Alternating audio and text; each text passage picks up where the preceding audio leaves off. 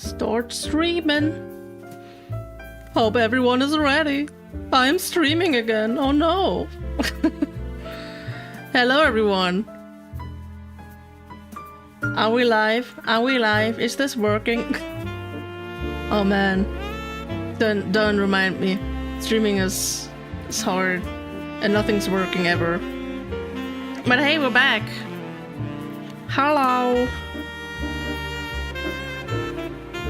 We're so back. Hi Dean. How you doing?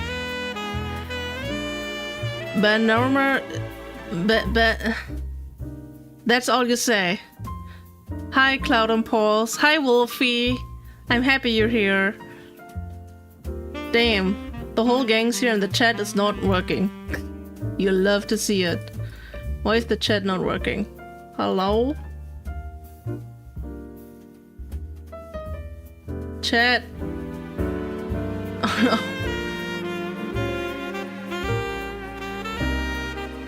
Oh, that's banana in an Aussie accent. Oh, I see. Hello, Acheron. I am fantastic. I don't know why the chat isn't working. Before anyone says anything, I don't know. Actually, yeah, so where did we stop last time? I was about to ask, does anyone remember the plot of this game? Oh no. We cross-examined a monkey. Oh yeah, that makes sense.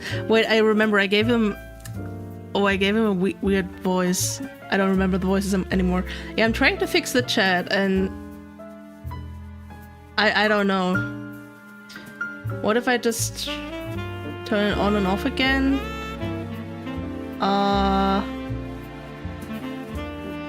What if I copy the link again?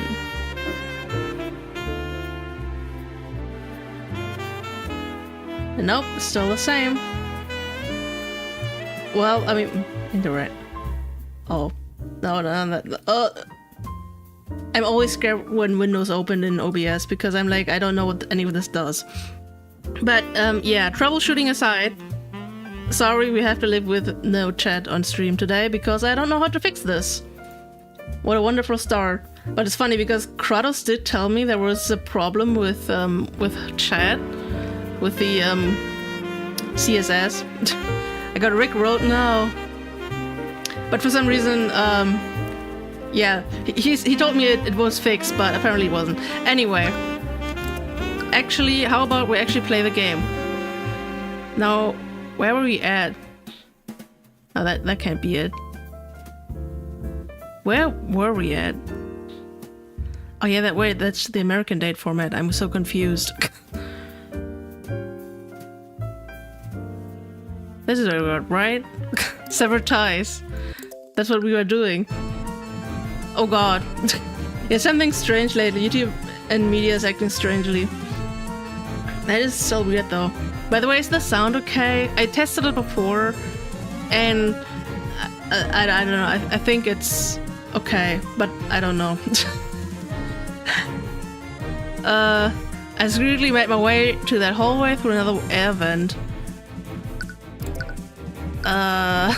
What evidence do we even have? That's the text log, that's where I'm meant to go. Rickroll that cloud now. Oh yeah, right, we're still at this with the whole sword of spell eating thing. It's my first time seeing this game, so this sounds good, can we hear your sounds good, we can hear your voice clearly. Okay, that's good.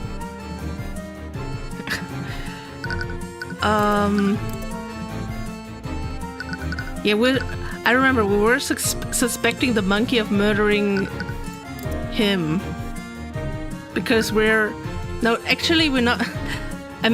Yeah, we're not defending her. She's not our client. We're technically the prosecution, and our mom and mentor is the defense attorney, but she is on the other side because of, I don't know, limited tech or whatever, sprites.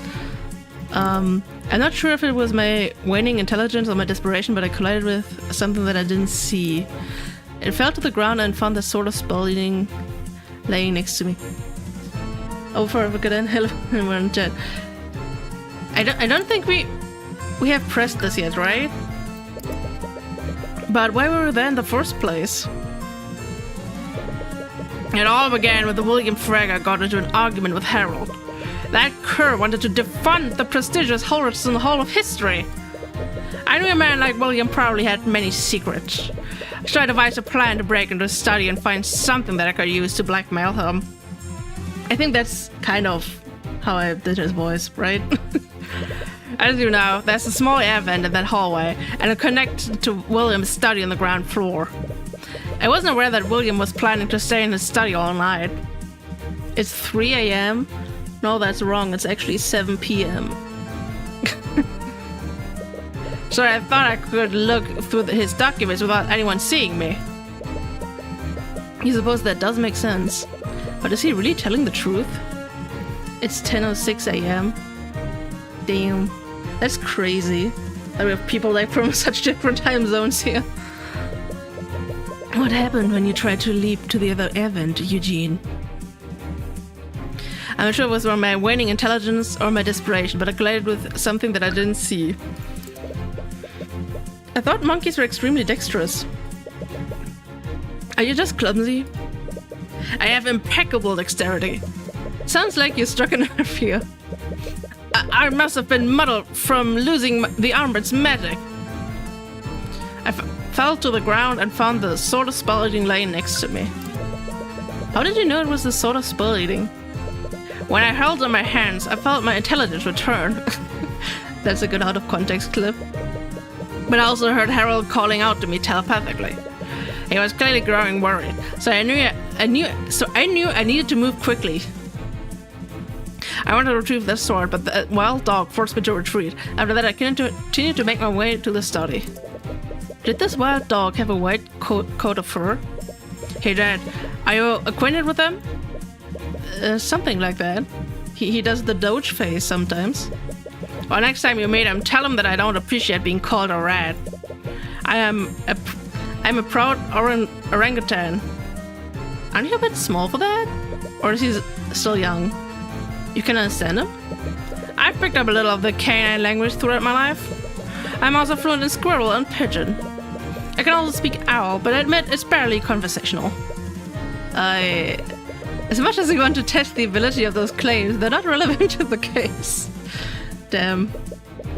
What happened when you entered the study? And that's when I found William Frege. He was dead on the floor and lying in a pool of blood. It seems awfully convenient that he was murdered before you arrived. A monkey of many talents, so true. I know how it might seem, but I'm telling you the truth. And do you have any explanation for how the assailant broke into the study without the sword? I unfortunately do not. Please, it's obvious your testimony doesn't match up with the evidence. Whoever did this either entered through the vents or they used the sword to nullify the lock. And your own testimony states that the sword was abandoned in that hallway. It doesn't match up with what you thought happened, but does it really contradict the evidence you have? Anyways, what did you do when you discovered the body? I knew it was only a matter of time before someone discovered the body, so I quickly searched the room for something I could use. And as if I were blessed by the scaled lord himself, I found the will that he was drafting, so I destroyed it. Well, that's a rip. So you were the one who took the will. I've been trying to find it. What did it say? I was pressed for time, so I didn't read the entire document. But I found an order to his executor to defund the Holston Hall of History. Since he went out of his way to specify that on the current copy, I concluded that his former will didn't have this addendum. So you could save Harold's museum by making sure it never got submitted for probate. Reading is hard. Anyways, do you have the will with you? My apologies. I crumpled up the will into a ball and ate it, and then left the room before my intelligence was completely gone. You're really hoping to see if William followed through on his threat to disinherit Beatrice. It's hard to believe, but you can't see any direct contradictions. Oh, that's what we're supposed to do. Nice. You're bad at reading as well. Yeah. That sucks, man. Should you press him more?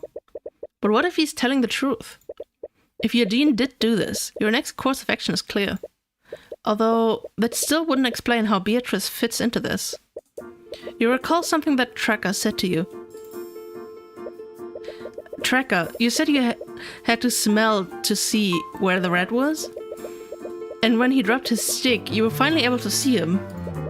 Does this mean you couldn't visually see him before he fell down? Yeah, it's the dog, Wolfie. Yeah, Tracker couldn't see rat with his eyes, so Tracker used his nose to see. Eugene was invisible. Eugene, when you were carrying out the plan, did you turn yourself invisible somehow? No, I hardly had the means to. And even if I had somehow convinced Harold to cast a spell on me, he doesn't know how to cast invisibility. Wolf, dog, and wolf mix. Oh yeah. I mean, I think... is he a wolf or is he a dog? Wait. Do we have him in our profiles? Oh yeah. Occupation dog. Maybe he is a wolf with the occupation of a dog. You know?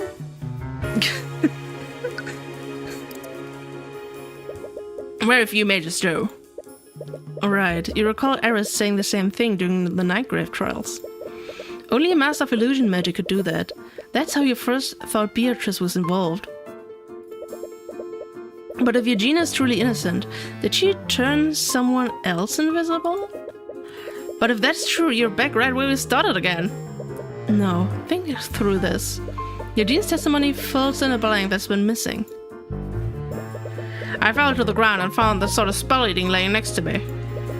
How did you know it was the sword of spell eating? When I held it in my hands, I felt my intelligence return. But I also heard Harold calling out to me telepathically. He was clearly growing worried, so I knew I needed to move quickly. I wanted to retrieve the sword, but that wild dog forced me to retreat. After that, I continued to make my way through the study. Bro lied on his resume. So true. And what happens when you cross-reference that with Tracker's testimony? That's when Tracker smelled flying rat. Tracker could smell where rat was, so Tracker barked at him.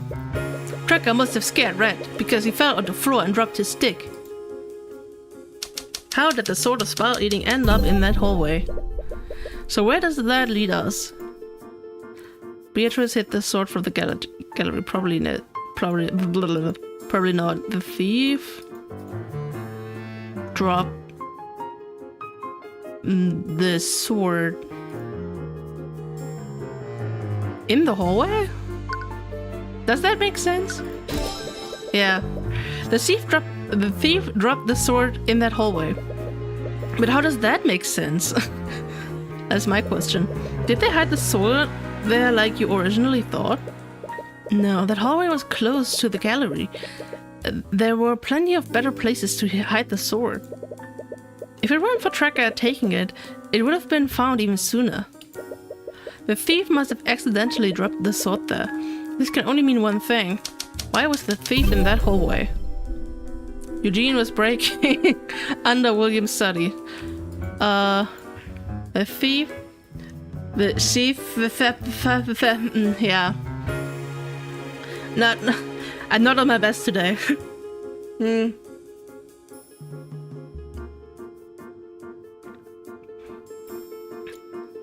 What is it? Was sneaking through the Evans? It's okay. Oh. The thief was also sneaking through the Evans. That's the only reason why they would be there. But that would imply that the thief was as small as Eugene. Could it have been another familiar? And if so, why didn't Eugene notice them? Wait.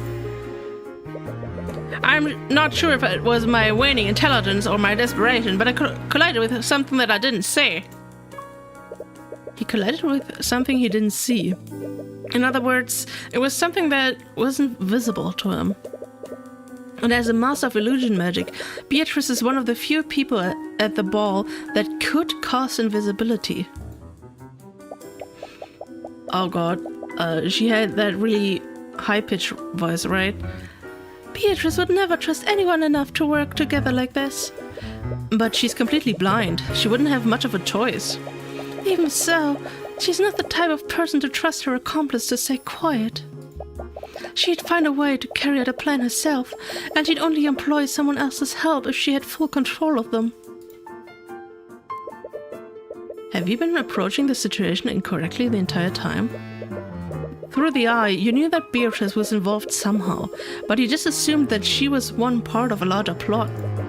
The breaking of the glass and the casting of invisibility. These were the elements that you knew she was involved with, but it never really fit together. Nonetheless, she was the one pulling the strings the entire time.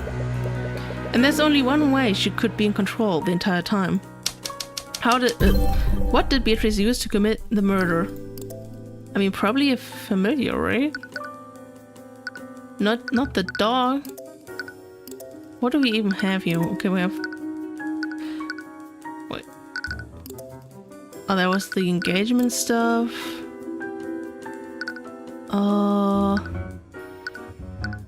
What do we have here? Method of entry. Earrings of vitality. Oh, the creature's wounds will heal over time, huh?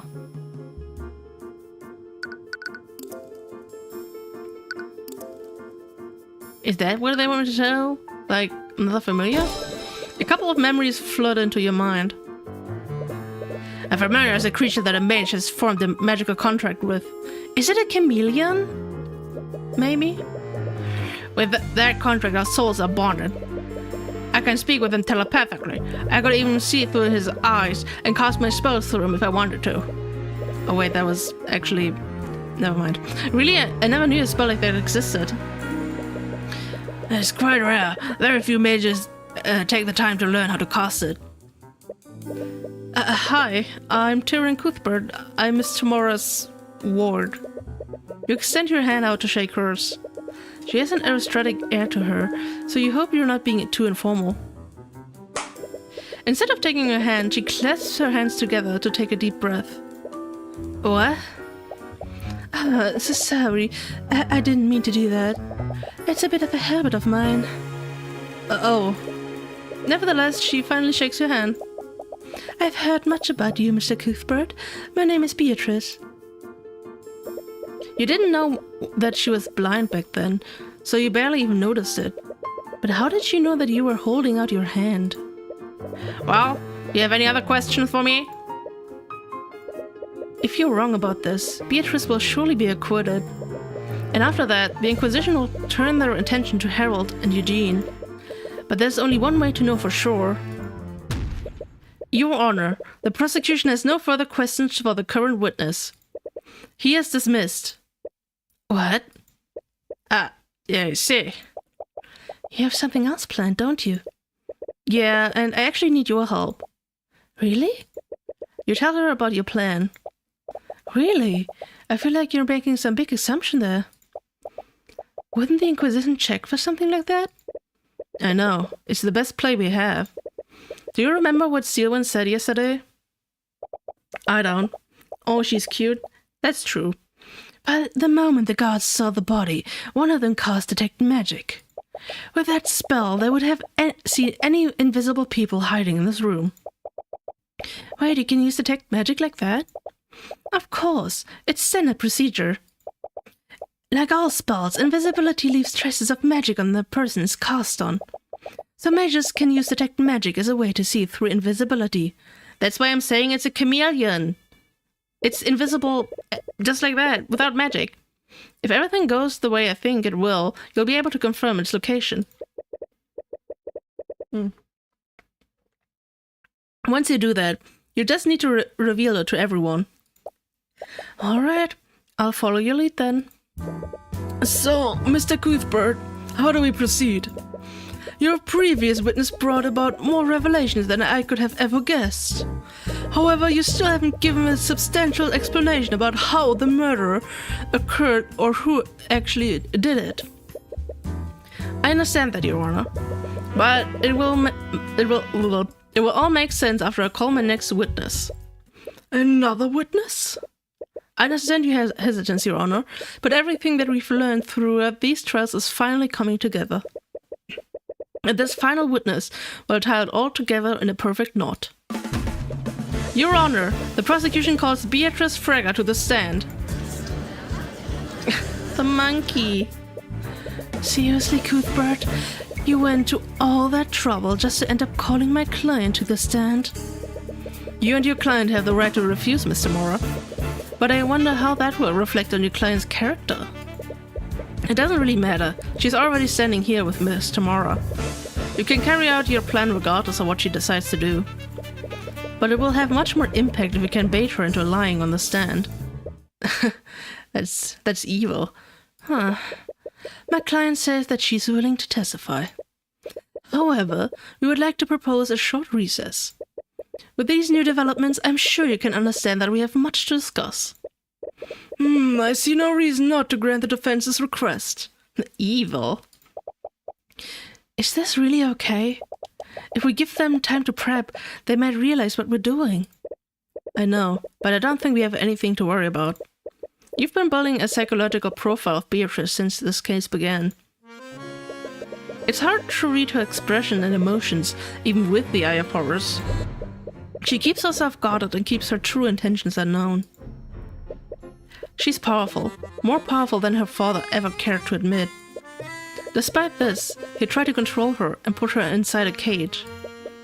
But Beatrice Fraga would never live in a cage. She wanted freedom and control, and she would do whatever it took to get it. You're sure the accident that blinded her didn't help things? When everything was said and done, she abandoned everything. Her wealth, her status, her family. She could have waited. She could have gritted her teeth until it was her turn to lead House Fraga. If she was willing, she could have even secretly pushed her father past the gates of death herself. But she couldn't bear to live like that, even temporarily. You have no idea why this is how she chose to do that. Perhaps it had something to do with their meeting. But you do know one thing. Beatrice Fraga will never put herself in a position of vulnerability.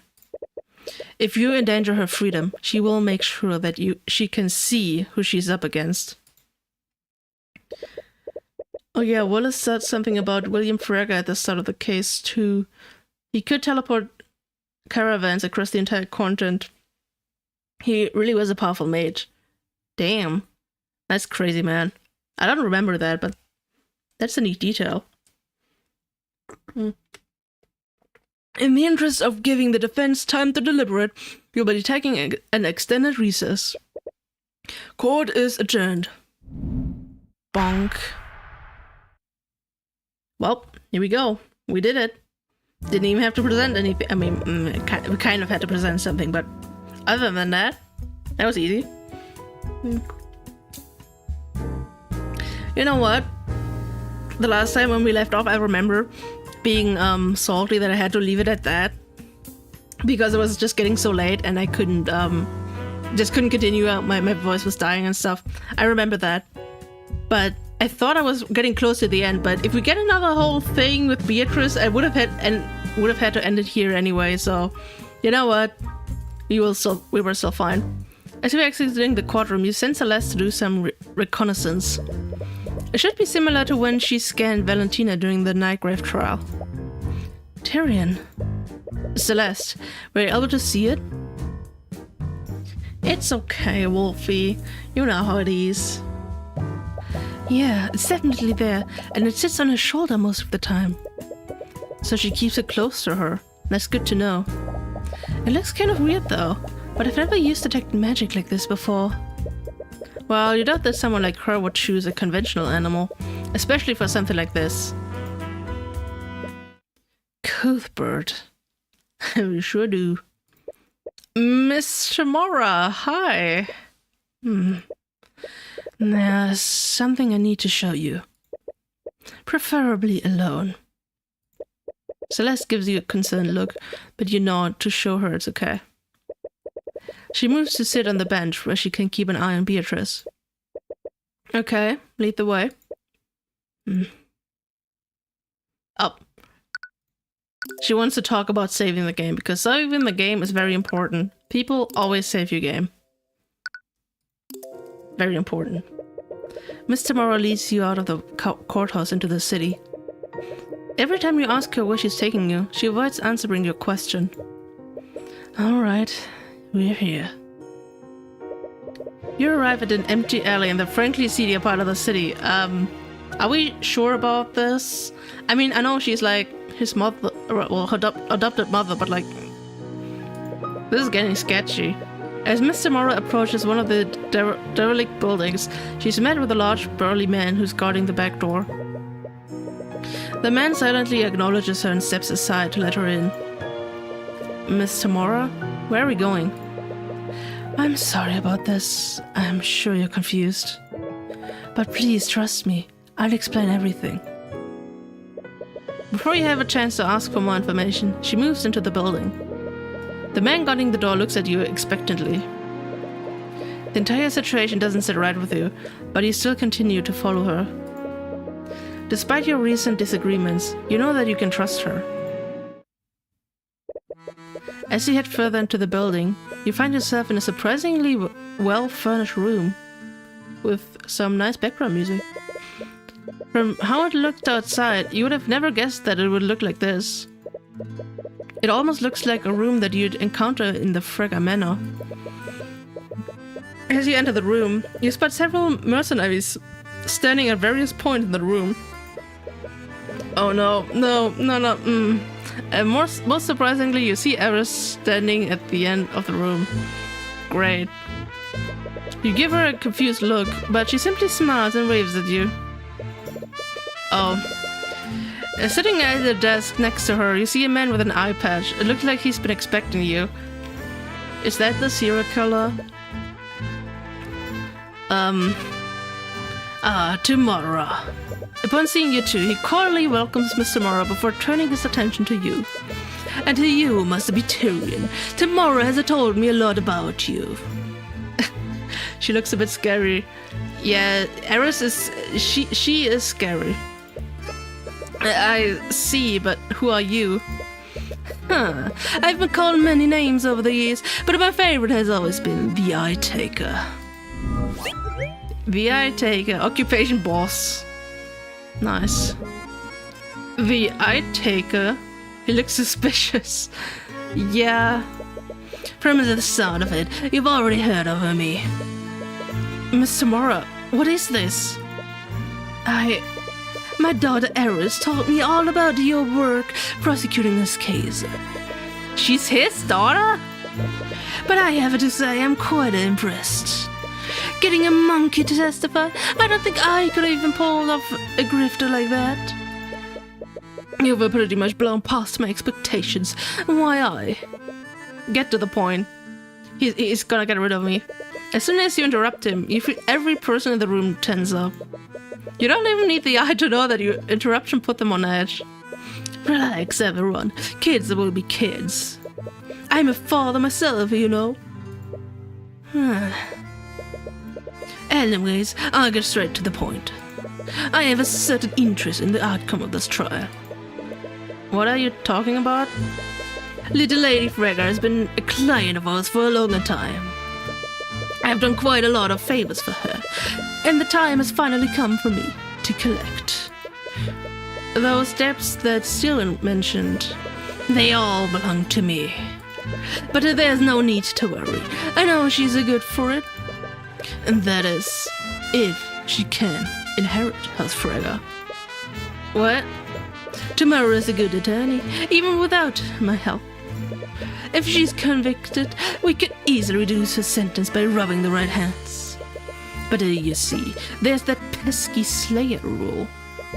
The thing is, Cuthbert, I need Beatrice Frega to be acquitted in the current trial. So that's what this is about? House Frega's goal? That's why you helped her murder William Frega? Please, my goals aren't nearly so short-sighted. I have big plans, not just for Beatrice, but for this entire kingdom. And I need House Frega for that. His forward-facing sprite reminds me of someone else. I don't know what you mean.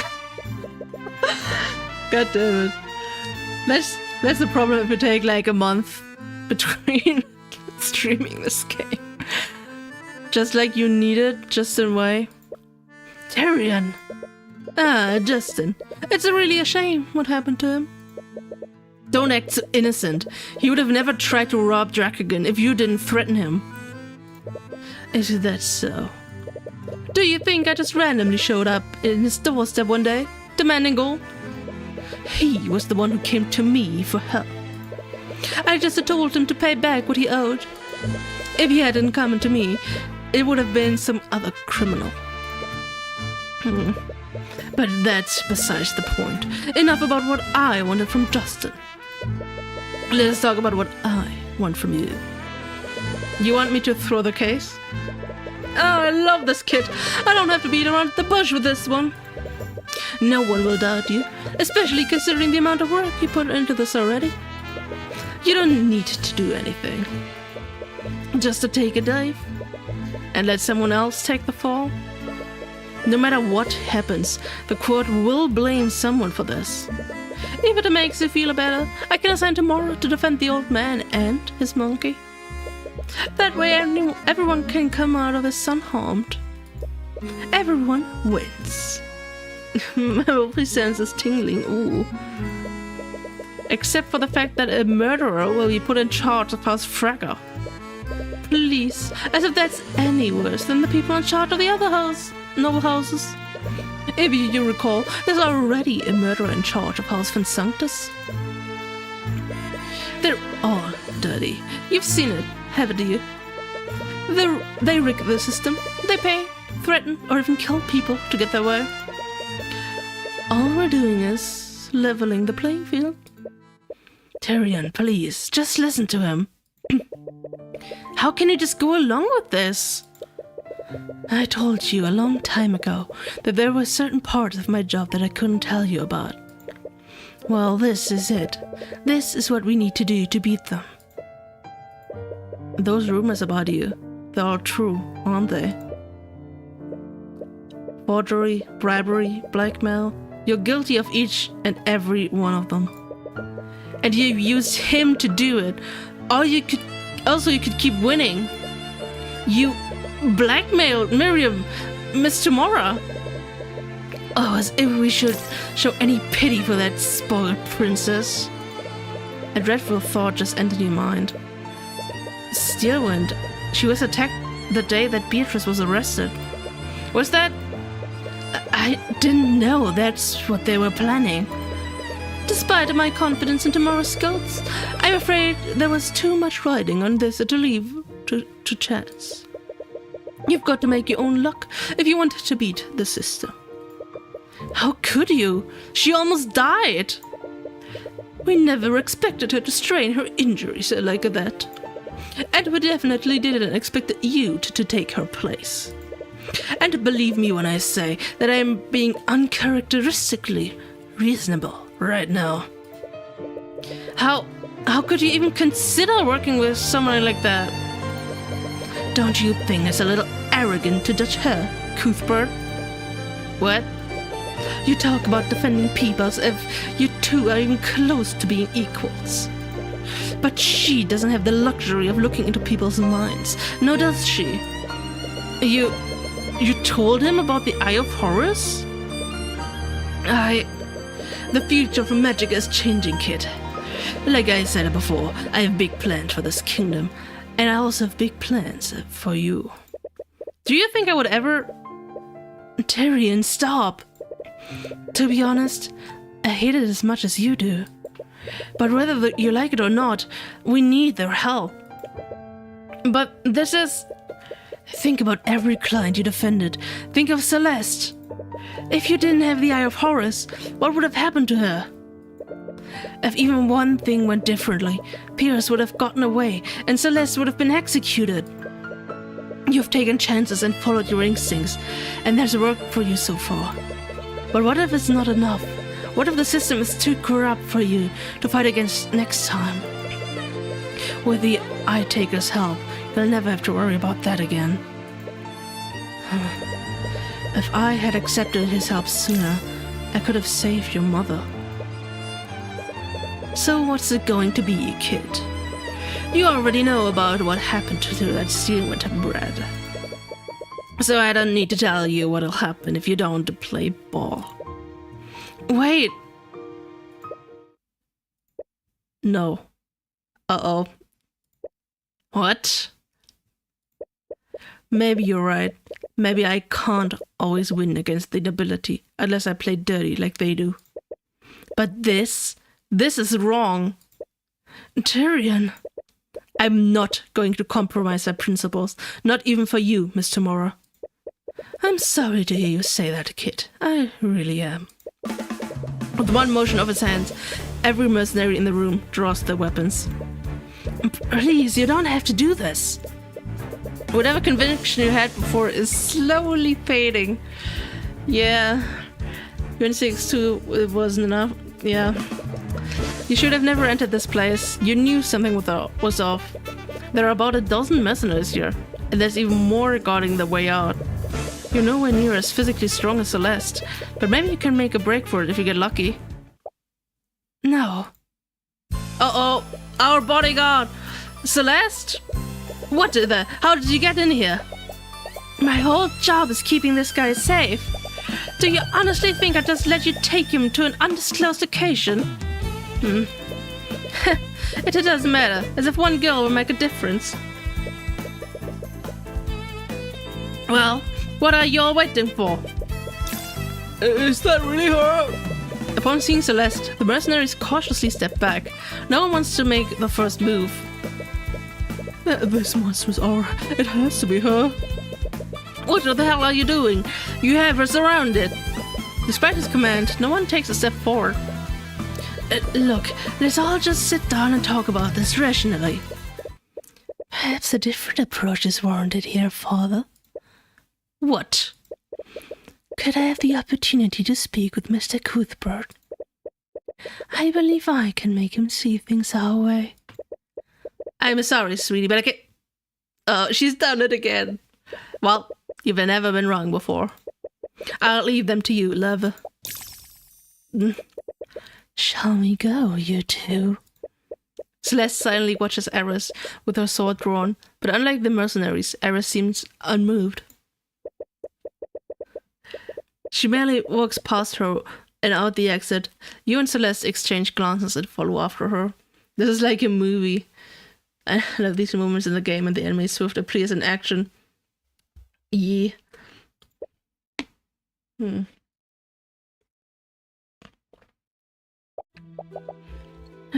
That was close. I don't think I could have fought that whole room while protecting you.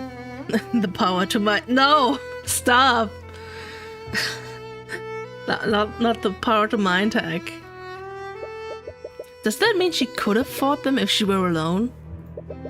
You two are really courageous to a fault, aren't you? Eris, I appreciate you vouching for us, but I'm not changing my mind about this. Oh, I'm well aware of that. Why do you think I intervened? Oh, well, thank you. Is this really okay? Won't your dad be mad? I should be asking Tyrion that same question. You've seen your adoptive mother's true colors and rejected them. How are the two of you going to move forward? She's not my... Isn't she though? She lost any right to deny it the moment she took it upon herself to raise you. She only did that because I asked her to. It wasn't her choice. Oh, but it was. How old were you when your real mother was executed? 10 years old? Eris! Back then you barely knew Tamora. It would be a stretch to even call her a family friend. She was the adult in that situation, and what did she do? She fed your anger and hatred for the nobility instead of allowing you to process your grief healthily. Tamora took you away from your only friends and isolated you from society. She even homeschooled you, didn't she? That's... As a result, you never formed any other relationships. You made your first close friend at the age of 20, and she was your client. Don't you think that's a bit sad? She isolated you because she wanted to use you. That's not true. That's not why she... From what I've seen today, you clearly have no idea who Tamara is. Even with the Eye of Horus, you're clearly a terrible judge of character. Eris, you're going way too far. To save you from more headache, let me give you one last piece of advice. Eris leans in really close to you and begins to whisper in your ear. Do you honestly think Celeste will ever love you? What? I'm sure you understand now. Tamara can only afford to pay her exorbitant salary because of my father. You've already burned that bridge, so where do you think the Crimson Demon will go when he can't afford her services anymore? No, she's not. With Flinrod dead, she has to worry about her mother. Do you think she has the luxury of playing around with you for free? Or did you actually think that she enjoys spending time with you? Tyrion, you have to look at this rationally. Any support or affection that she's given you has only been to keep you as an employer. You seem to know a lot about these things. I had to do a lot of networking when I was a mercenary. Do you know how many times I had to charm a merchant into hiring me? Why are you doing this? Because I want to finally... I'm just trying to keep you from getting hurt. Her sprite's changed, alright, and she just wants to kill me. She hates me. It may seem cruel, but you have to be realistic about these things. You trusted Tamara, and she betrayed you. Try not to make the same mistake twice. Celeste didn't hear anything she said, but she seemed to notice how it's affecting you. Eris, that's enough. My apologies. I've been told that I've been too blunt sometimes, but I do hope you'll think about what I said. Anyways, the trial should be starting soon. We should make our way back to the courthouse. I'm genuinely curious to see how this trial ends. Hey, Tyrion, are you okay? What did she say to you? She reaches for your hand, but you instinctively yank it away from hers. Oh no. Tyrion? Sorry, I didn't mean to. I'm okay, really. Okay. Is he mad at me? You can think about everything else later. But for now, you know what you need to do. You need to convict Beatrice Frege. Oh my. Oh my. The drama. Bonk.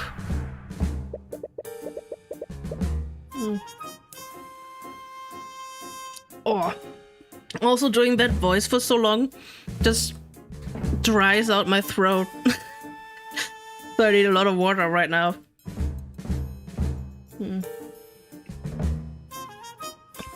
Court is now resumed for the trial of Beatrice Frege. Is the defendant prepared to take the stand? Can't drink a lot of water, phone. Hi, it's me, I'm phone. Don't worry, Wolfie, I think it's cute.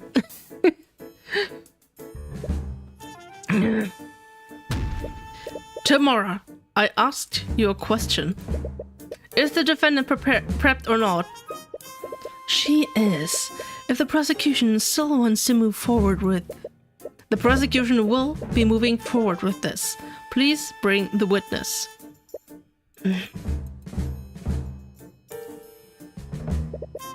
Do you still see it, Celeste? Yeah, it's still there. Should I reveal it now?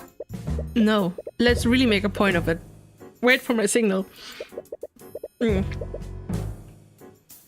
Thank you for agreeing to take the stand, Miss Frege. Mr. Cuthbert. It's my understanding that you were with the true Once again from the top. It's my understanding that you were with the two princes for most of the night. Yes, I was. Which is why I'm still quite confused as to why I'm being charged for this crime. Out of everyone there that night, I'd have thought my alibi was the most solid.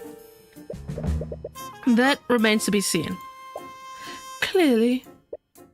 Anyways, since you still maintain your innocence, you'll have no problem going into detail about your supposed alibi. If I have to, I guess. As you know, I was with Crown Prince Asta and Prince Alaric for most of the ball. I went there after my meeting with my father, and I remained with them until I was arrested for this murder. Lord Steelwind and the King's Guard kept watch over me for the entire night as well. I neither had the means nor the opportunity to steal the sword of spell-eating and break into my father's study to murder him. Objection! Oh, he's just objecting immediately. Okay, I didn't even press anything. And that, Miss Frega, is where you're mistaken.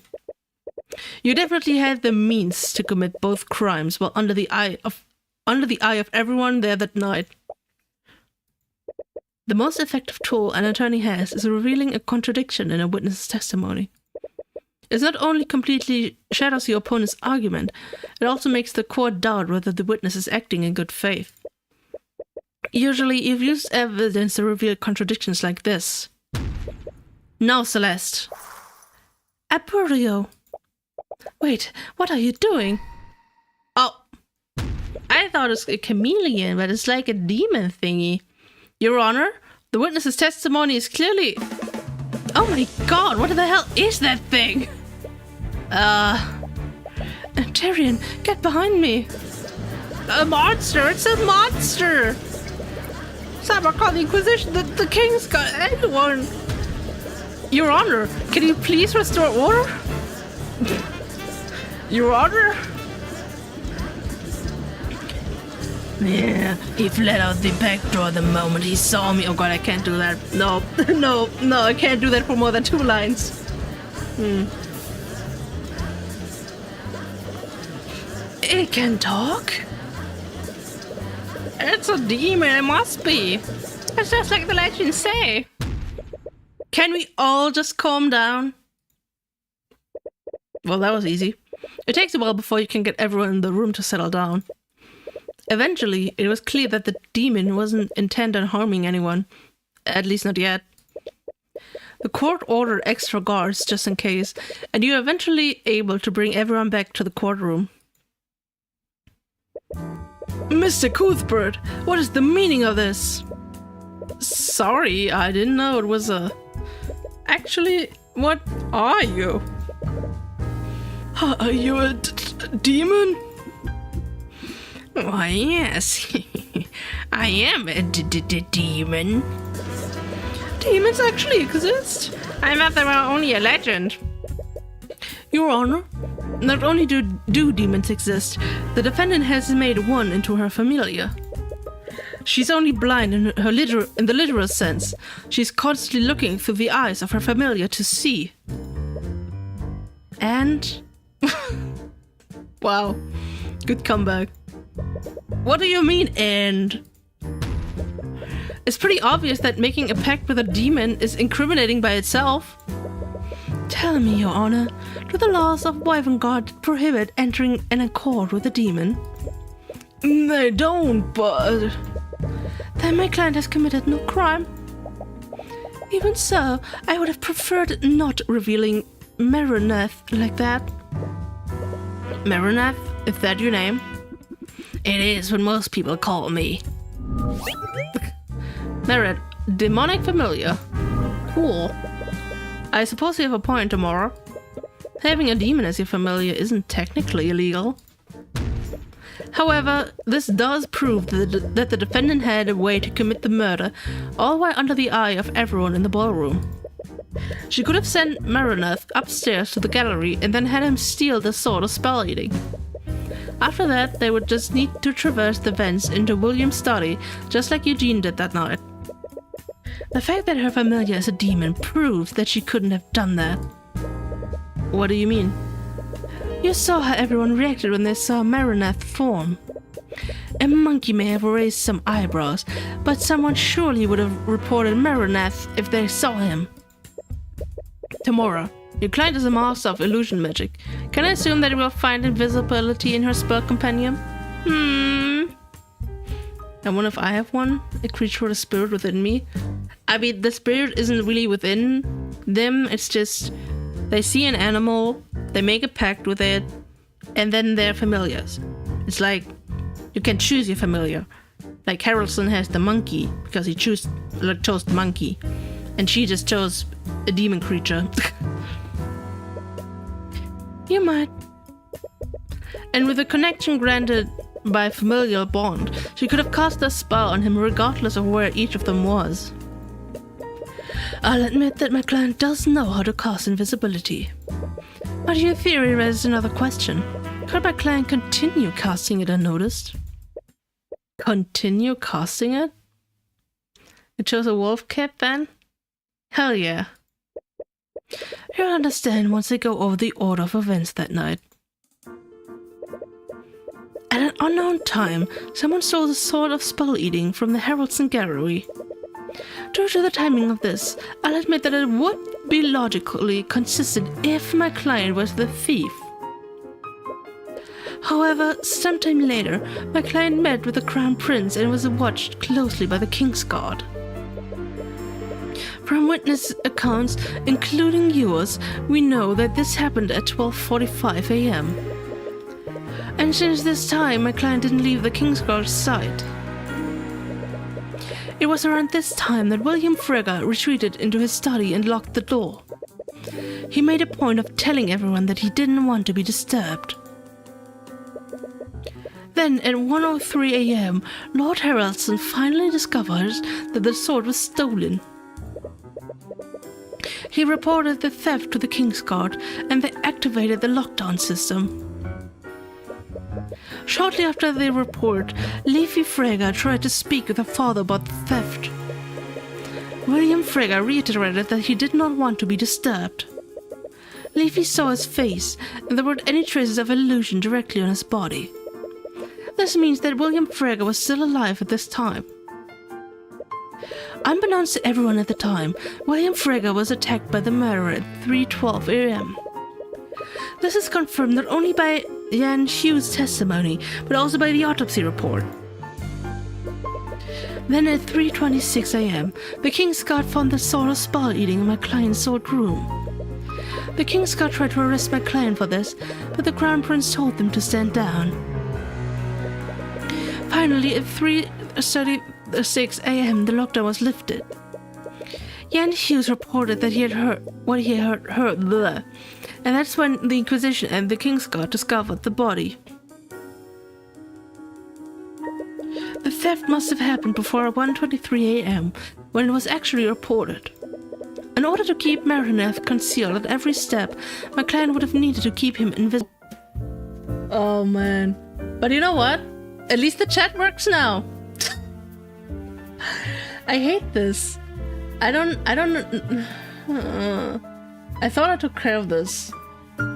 Also, how is the chat still? I'm confused. How does this work? Does this actually... we'll see. Welcome back. I am back. Oh, this does actually... Interesting, this does actually work. I don't know how this works, but the chat works now. We're still back. Yeah, the problem is we have to redo a bunch of stuff now. Because of that. Wait, let me just organize this a bit. Yeah. This is just button mashing now. You don't mind? Okay, thank you. At least one doesn't mind. Yeah, it is a bit annoying. Not gonna lie. Like, we literally just did all this. And I'm pretty sure you can hear me clicking when I'm talking. You mind? Me too, Acheron. Me too. I don't know what this is. The thing is, the game crashes first, then my mouse doesn't move and everything is just on, like, frozen. Then, very slowly, the game crashes, or like my PC decides, oh yeah, right, the game isn't working, maybe you want to close it. But while it's crashing, it also crashes OBS for some reason, I don't know why. And then my PC needs another I don't know how many minutes to decide, oh yeah, maybe you want to close OBS, you know? It kind of crashed. And then, yeah. It's just annoying. And then everything was so slow because I was like trying to turn off, like I was trying to see if there's maybe something in the background just running that like interfered with this. And that I don't know, maybe. But it was so slow, so I was like, you know what, frick it, I'm just gonna restart the PC because like everything, like I could feel like if I opened the game again, it would like crash immediately after like 5 minutes again. So I was like, yeah, okay, maybe I'm just gonna restart the entire PC, and it did help. Everything is back. Yeah. Just gonna have to click all through that. Is he mad at me? Maybe. I'm gonna save immediately as soon as we get to the point where we were, but yeah. I keep being too optimistic and thinking like, oh yeah, it runs now. Because like I've been trying to fix this like multiple times now. Because like this happened like every stream. Or like almost every stream, I think. If I remember correctly. Objection! So, I don't know. It is odd. It might be on my end. Oh no, the demon. Now everyone freak out, there's a demon. Gonna be back in a jiffy, don't worry about it. Okay, we'll all just calm down. Okay, it's a demon. Okay. What is the meaning of this? Yeah. Yes, a demon. And it's not illegal to have a demon, technically. No crime. That's his name, so people call him. Manwrath. See a point. Isn't technically illegal. Yeah, sort of spoiling. Alright, and then she summarizes the whole thing. Right. I mean, she does know, blah blah blah, blah blah blah blah, blah blah blah blah. And now she's telling us how she could never do that, actually. So, take that, liberals.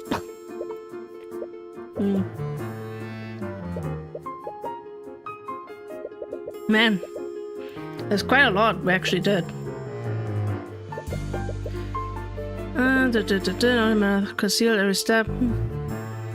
I think this is where I crashed. I'm gonna save. Save.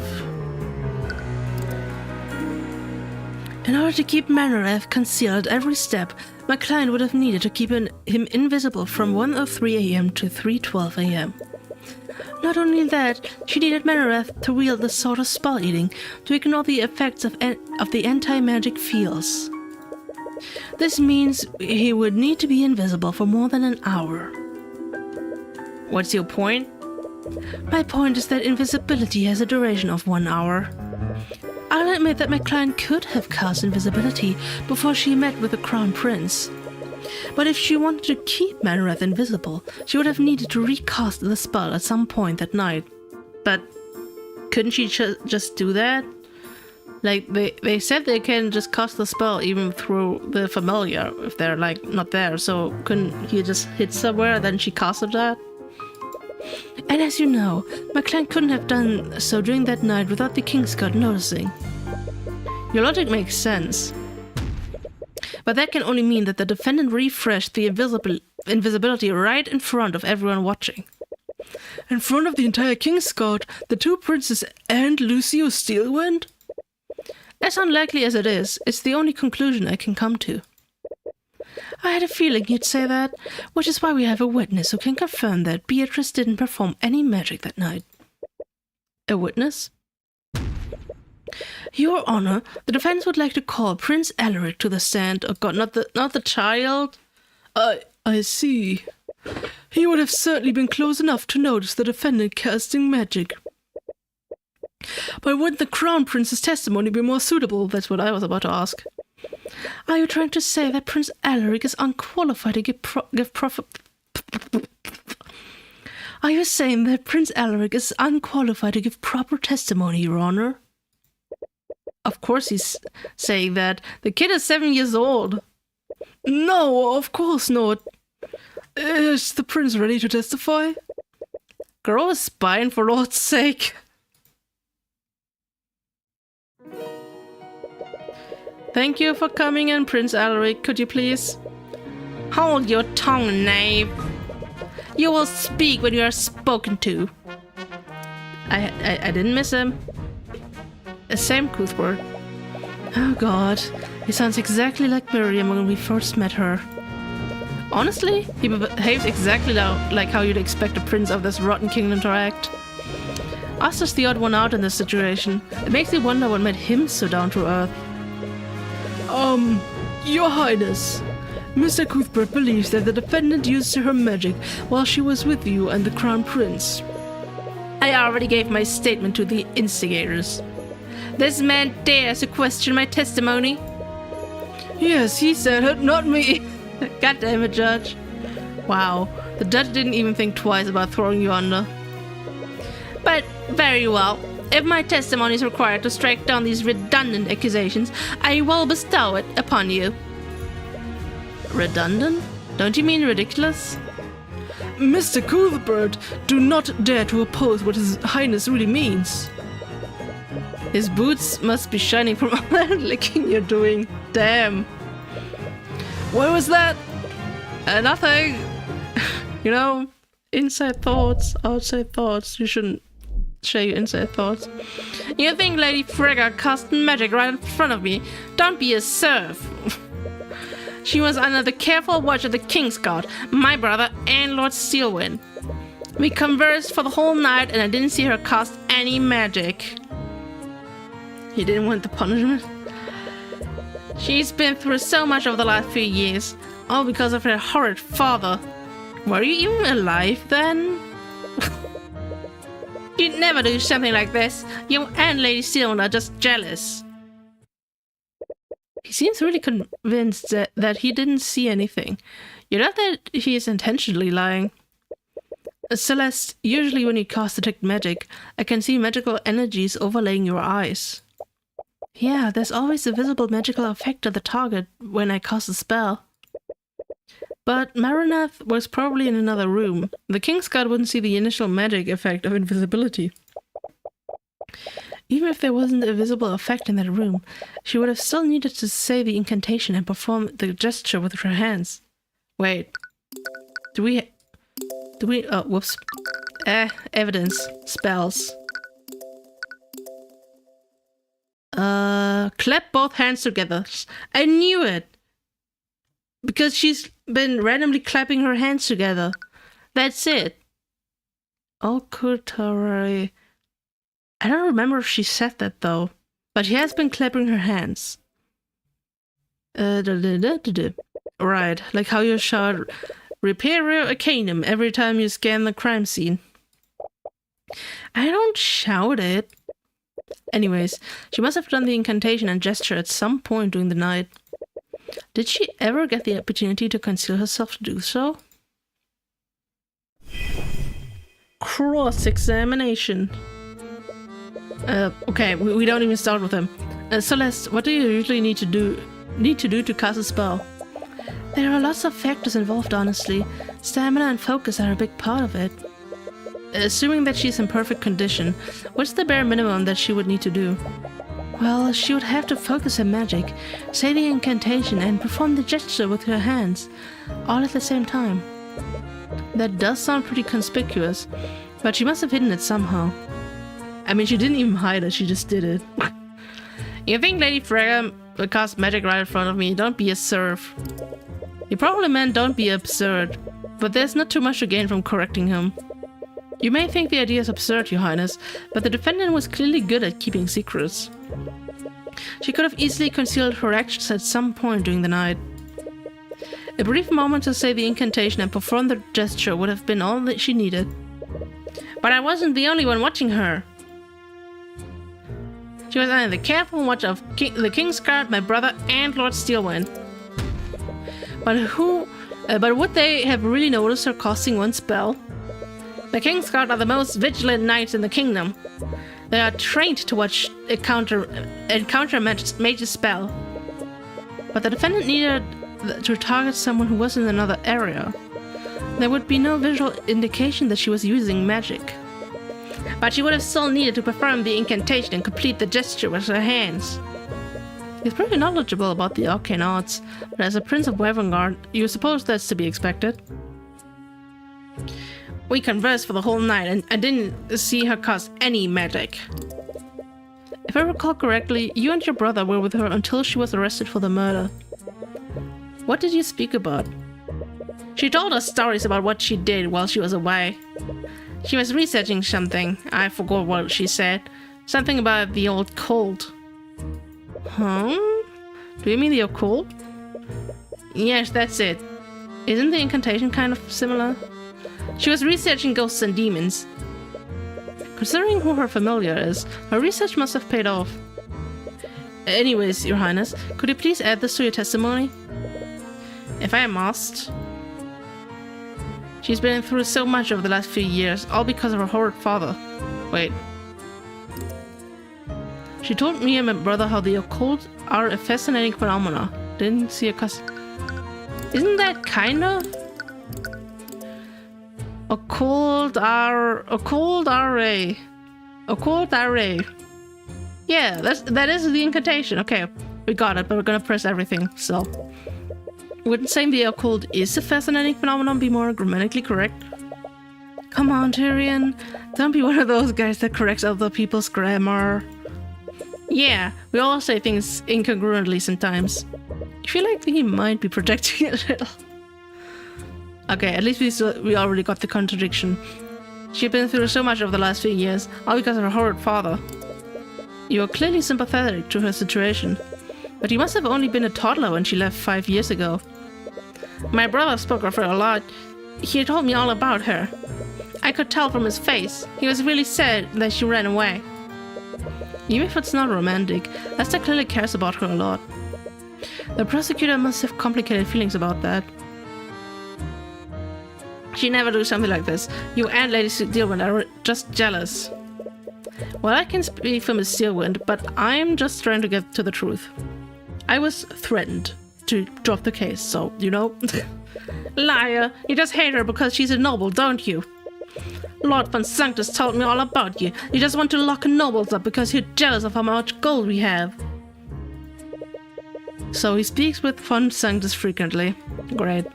That actually explains a lot about his personality. My accent isn't that great either, but I can still try. I bet your accent is great. Accents are cool.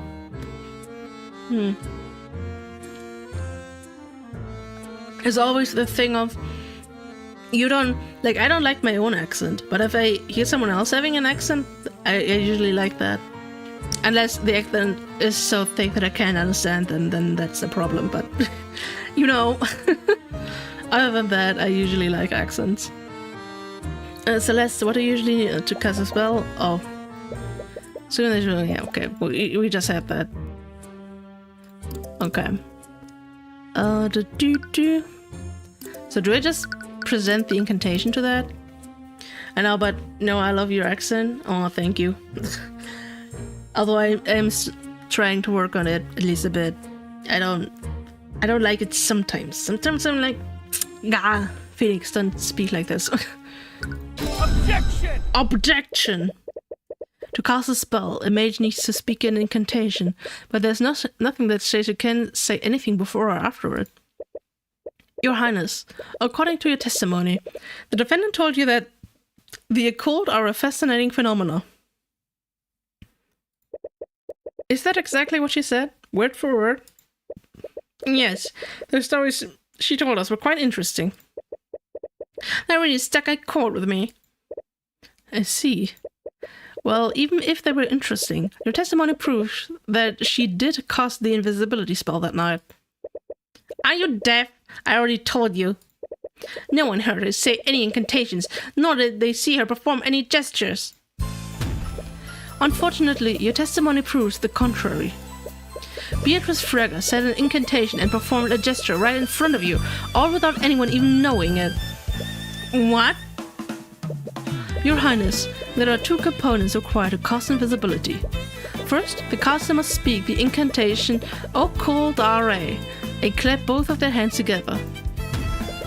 As I'm sure you noticed, the defendant has a habit of clapping both of her hands to calm herself. Now that I think about it, that habit must have come from constantly casting the spell. The defendant requires Marineth to see, so she must constantly cast invisibility to keep him invisible. Cuthbert, you may have an explanation for how she did the gesture, but she would have still needed to speak the incantation.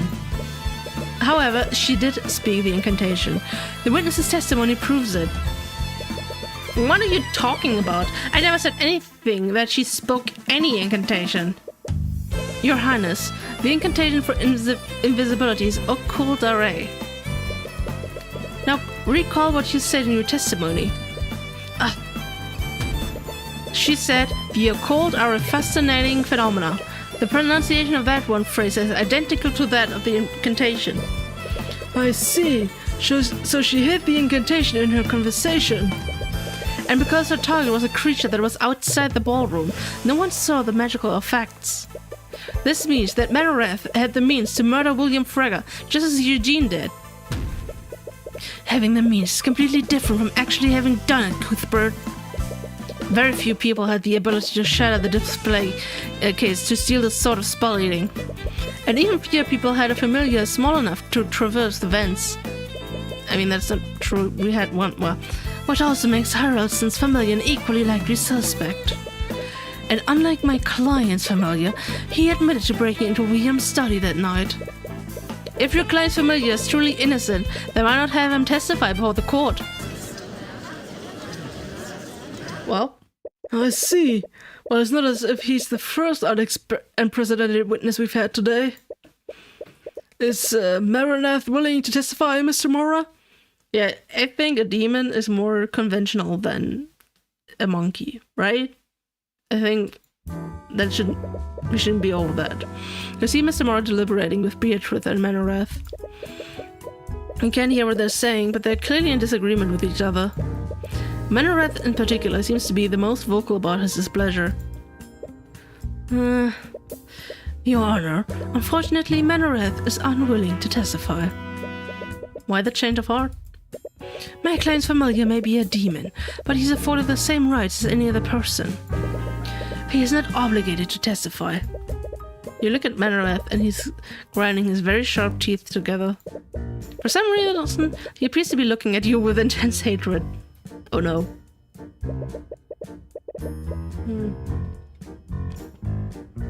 Why are they being so secretive all of a sudden? A witness can refuse to testify to avoid incriminating themselves, but a refusal to testify is suspicious in and of itself.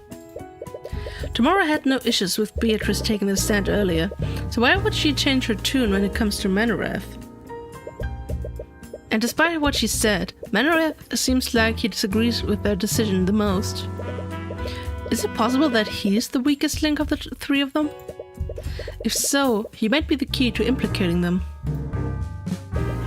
And according to the legends, most demons take great pride in their ability to deceive and corrupt people. You wonder... I see. Marineth is well within his right to refuse, if that's what he truly wants. It is. Well, I suppose it is for the best. I doubt he'd be able to corroborate your story at all.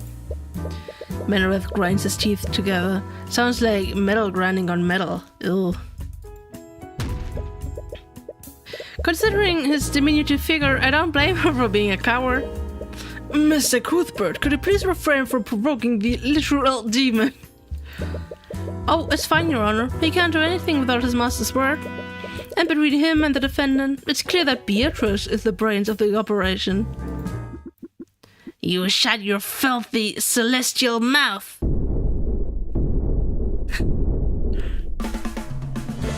Marineth, what are you doing? I will not stand here and be insulted by a bloody heavenspawn. Heavenspawn? I am still within my contract, and I will not flee from the likes of him. You want my testimony? I'll give you my goddamn testimony. Objection! Your Honor, my client does not consent to having her familiar testify. Tamara, didn't you say earlier that Manareth is afforded the same rights as any other person? Got her. He has the right to refuse to testify, but only he can decide if he wants to exercise it. And he's clearly intent on giving it. So, Manareth, why don't you testify about what you were doing that night of the murder? Gladly. Witness testimony. Whoa, the new music. Spooky. I provided sight to my keeper while she spoke to the princess. I'll admit that she did cast invisibility on me during their conversation. She needed to keep me hidden after all. But I never left the room where my master was. Nor did I steal a soul of spell eating. You have nothing on me, Heavensborn. You don't even have proof that I entered William Fragger's study. Do you honestly expect us to take your word for it? Or do you have any evidence to support your alibi? I only speak the truth, Heavensborn. And there are mages other than my keeper that could have stolen the sword. And by your own admission, none of your witnesses saw me on the night of the murder. The one lacking evidence is you. He has a point. You still need definitive proof that ties him to the murder. Presenting contradicting evidence might not be possible. However, he's clearly lying in his testimony, and there's something strange about the way he's speaking. Why is he pausing so much? You're not seeing any thoughts through the eye, but perhaps you can try to interpret the meaning of his words.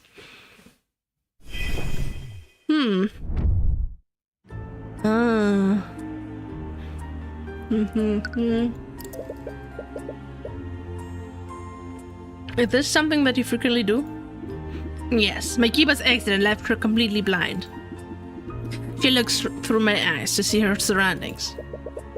And did she look through your eyes while she was with the princess? Yes, she did. He took a bit of a pause before answering a question.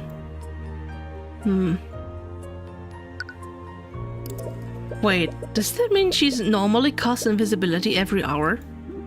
My keeper is a powerful mage, and my pact with her has only made her stronger. Wow, that's actually really impressive. Really? Casting spells may look effortless, but continuously casting spells takes a lot of stamina out of the caster. She must have a lot of stamina if she can cast a high-level illusion every hour. Never left the room. And did your master leave the room while she was with the princess? No. I'm sure you remember. My keeper was under the careful watch of the King's Guard and Lucius Steelwind. And you maintaining that you never left the ballroom? As I said, I never left the room where my master was. He has a habit of pausing before he responds to you, but it only happens sometimes. Is that some strange demon accent? Or is it something else? Not a steel sort of spell eating. Beatrice was one of the few mages that present that could shatter the glass. Yes, but being able to do something and actually doing it are two different things. Nah, he's right. You won't be able to convict Beatrice until you can connect Manareth to the murder. But you have a feeling he's the one that's going to give it to you. And nothing on me, Heavensborn. Why do you keep calling me that? Oh, does the Heavensborn not know the nature of his blood? Your blood? Could he be referring to your mother? Wait, do you know where my abilities come from? Oh, how marvelous! You don't know, do you? Am I like an angel creature? If you make a pact with me, child, I can tell you the nature of your blood, and much, much more. Mr. Cuthbert, please don't make deals with the devils in my courtroom. Also, he can't forge another pact. He already is in a familiar pact. I wasn't planning to, Your Honor. You clearly know something, but making a deal with a demon is just asking for trouble. He could also be just trying to distract you.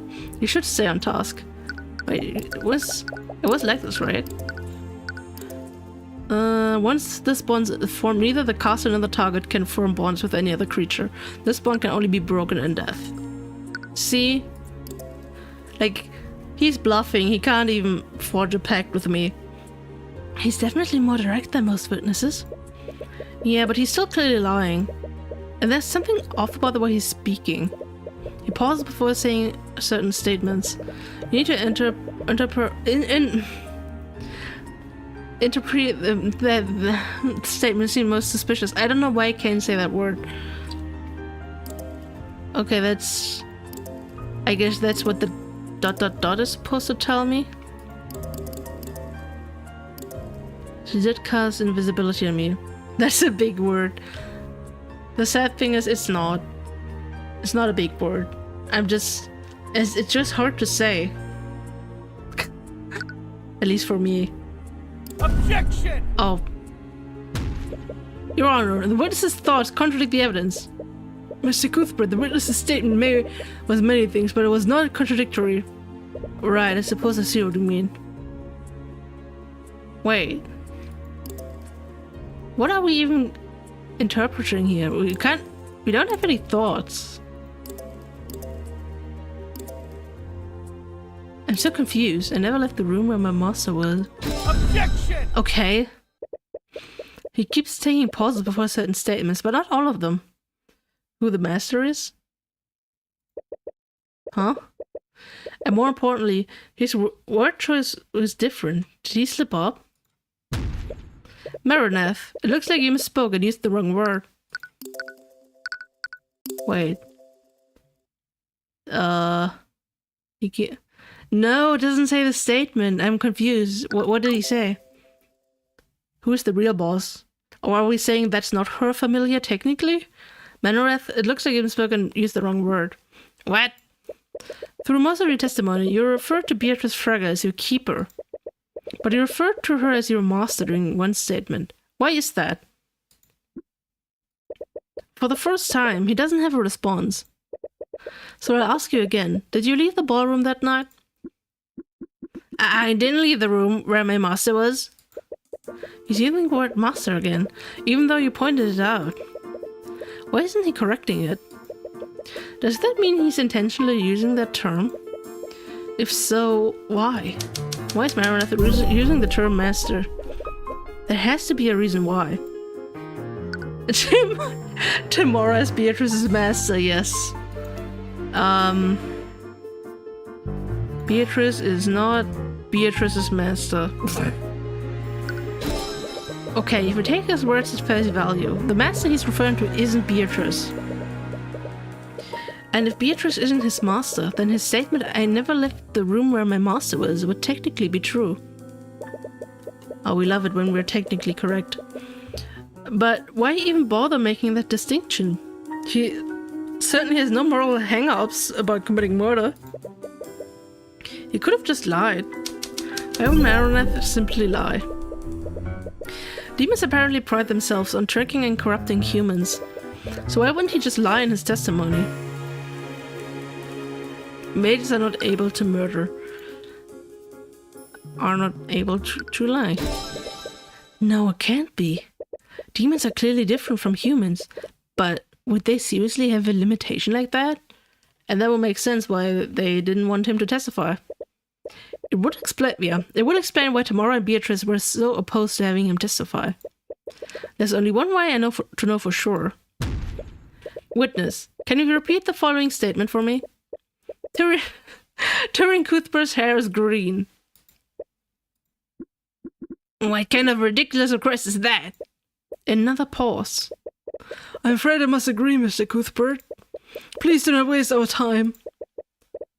I'm just conducting a little experiment, Your Honor. So I'll ask you again, Manorath. Say the following phrase. Tyrion Cuthbert's hair is green. I mean, you could see a shade. I'm gonna shut up.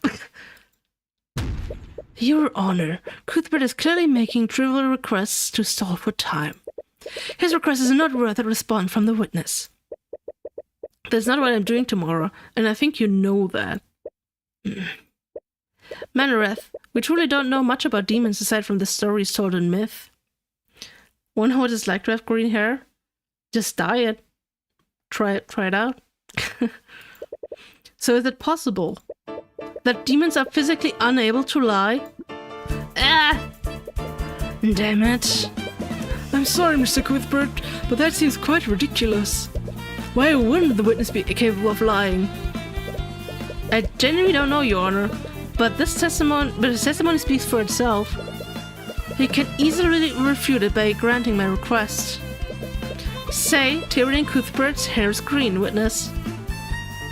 You said it yourself. Tyrion Cuthbert's hair is green.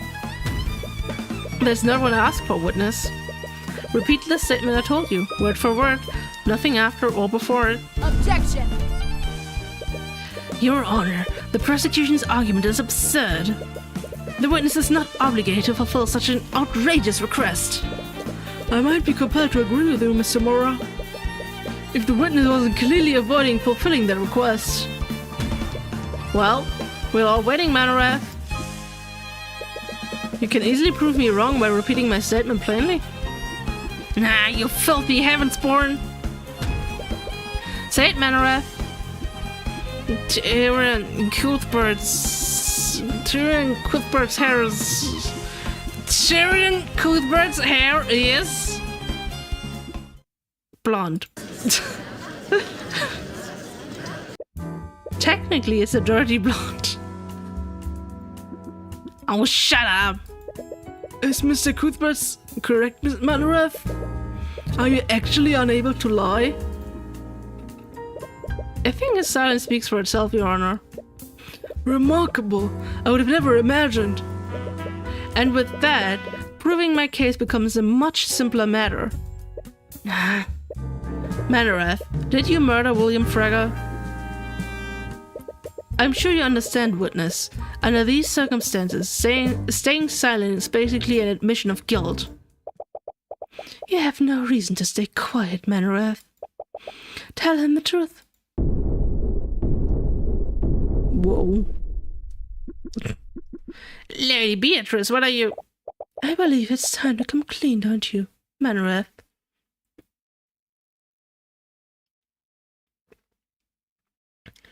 Ace Attorney clone, I mean, kind of.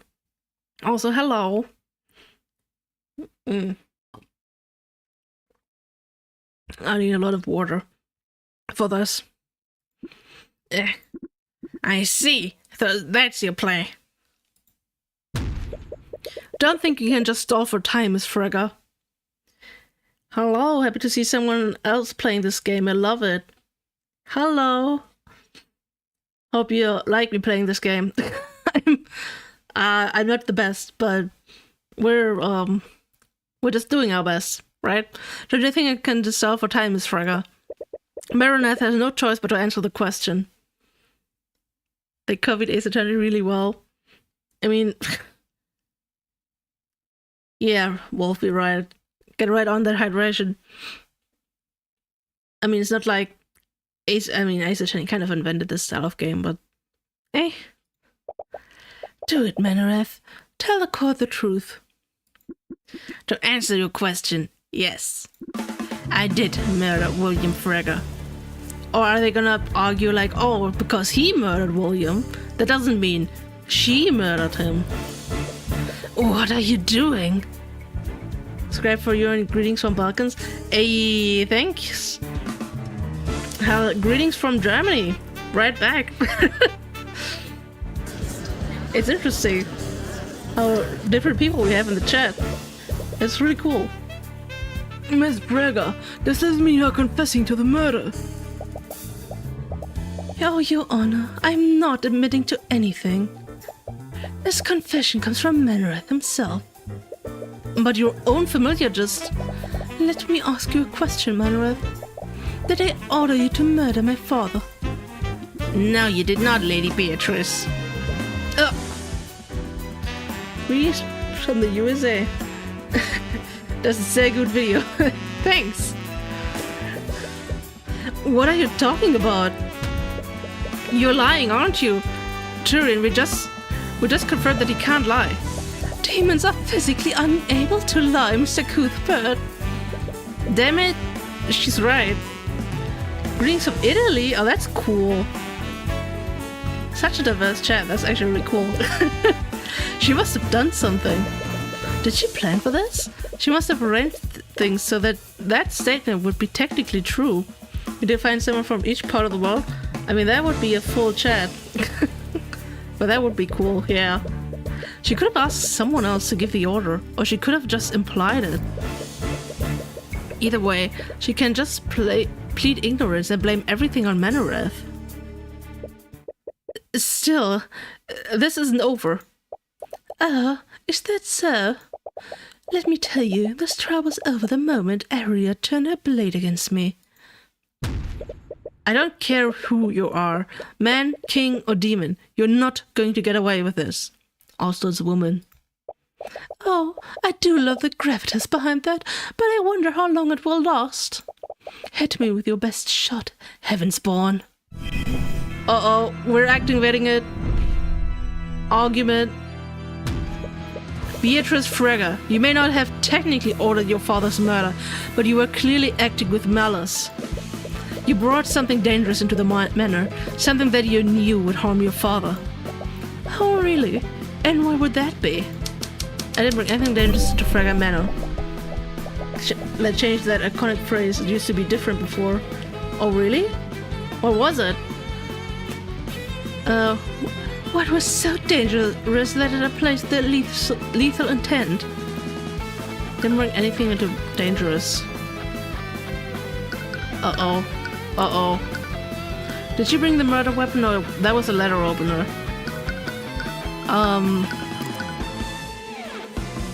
When I played it, it was man, king, or god. Oh. Yeah, it's funny. I did see kind of, like in the patch notes, sometimes they just change little dialogue things. Or like little, misspellings or whatever. Rations events, method of entry.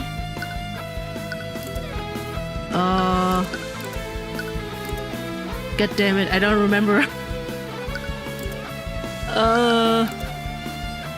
Trimmy Beatrice, remember she did study, if this to speak.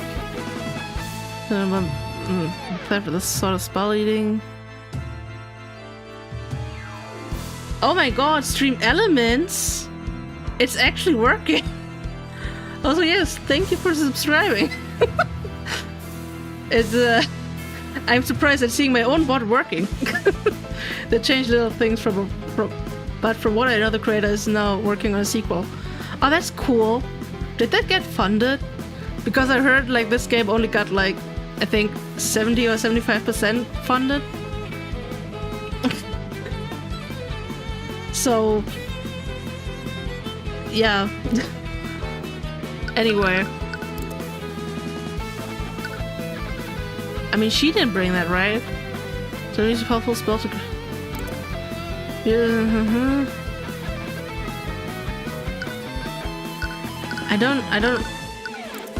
I didn't bring anything dangerous into Frege Manor. Can I just say her familiar? I mean... Is he a profile now? Can I be like... him? You brought Manareth into Frege Manor that night. You were clearly planning to murder your father from the start.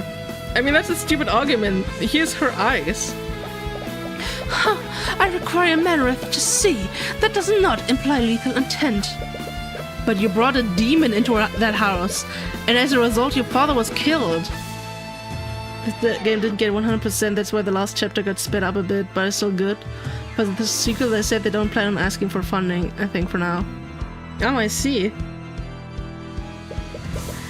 I really hope that they can, like, do a sequel and, like, actually really, like, make the game how they wanted them to make it. Like, you can see sometimes some jank in this game, which I don't mind, personally, but I feel like they couldn't polish it to the point they wanted to, so I hope that they can make the sequel that way. That would be cool. That's hardly an innocent mistake. My client specifically asked your father if Americans were allowed. We even received a written legal confirmation beforehand. But he couldn't have possibly expected her to bring in a demon.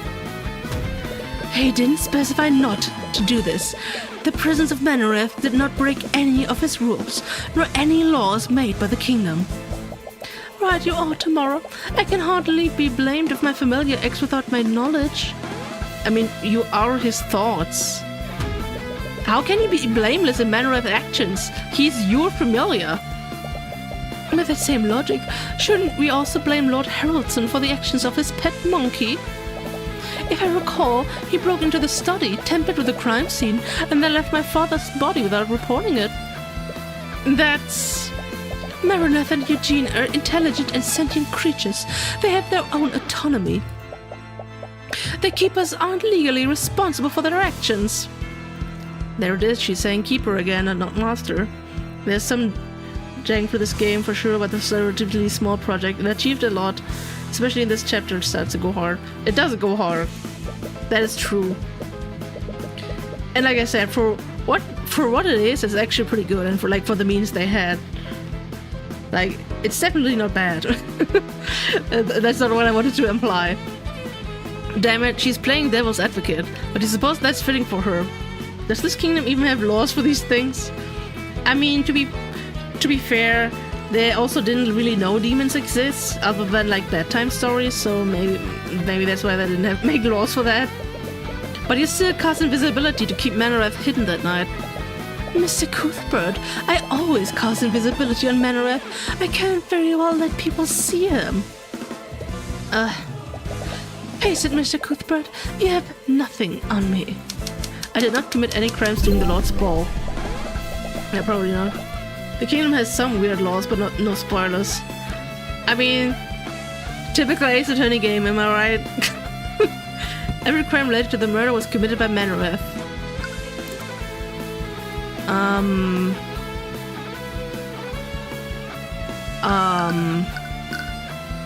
Every crime was committed by Manareth. I mean... How? With the, anti-magic field, I'm like... Someone's supposed to have taken it? You later found it missing... Oh right, that was the dog that took the swords, right? When the sort of spell eating was. Sort of spell eating is an ancient artifact. Major say it was forged through blood contact between a mage and a demon. Someone used a powerful spell to completely share the magically protected glass whilst containing it. No. First, I did not commit any crimes during the Lord's Ball. Quick, what crime can we blame on her? Death 312, there was blood loss of the throat. Severed, meaning death did not follow the mere seconds after the wound was inflicted, but it will show several scratches, marks on the face. Crazy illusion magic were also found on the body. I mean, that makes sense because that would be the demon who had illusion magic on him. I mean, isn't... Someone cast magic on the sword. On the sword? She's a noble. Just blame her for the tax evasion trust. True. What sword? Use a powerful spell to completely or do you mean that one? It's told that the sword has gone missing, so I must have taken it from the patient's bedroom. There's also the room where the sword of spell eating was found after it was stolen.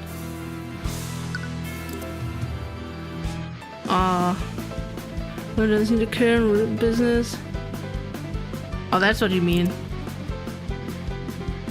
I mean, yeah, that's true. True enough, Acheron.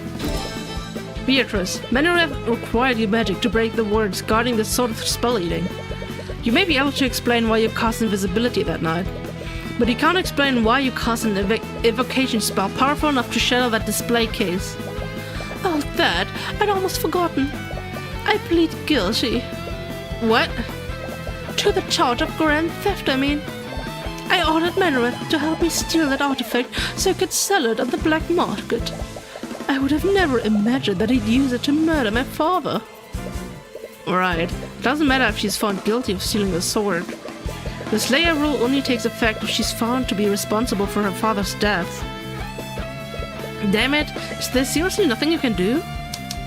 Meredith will fall on Beatrice's behalf.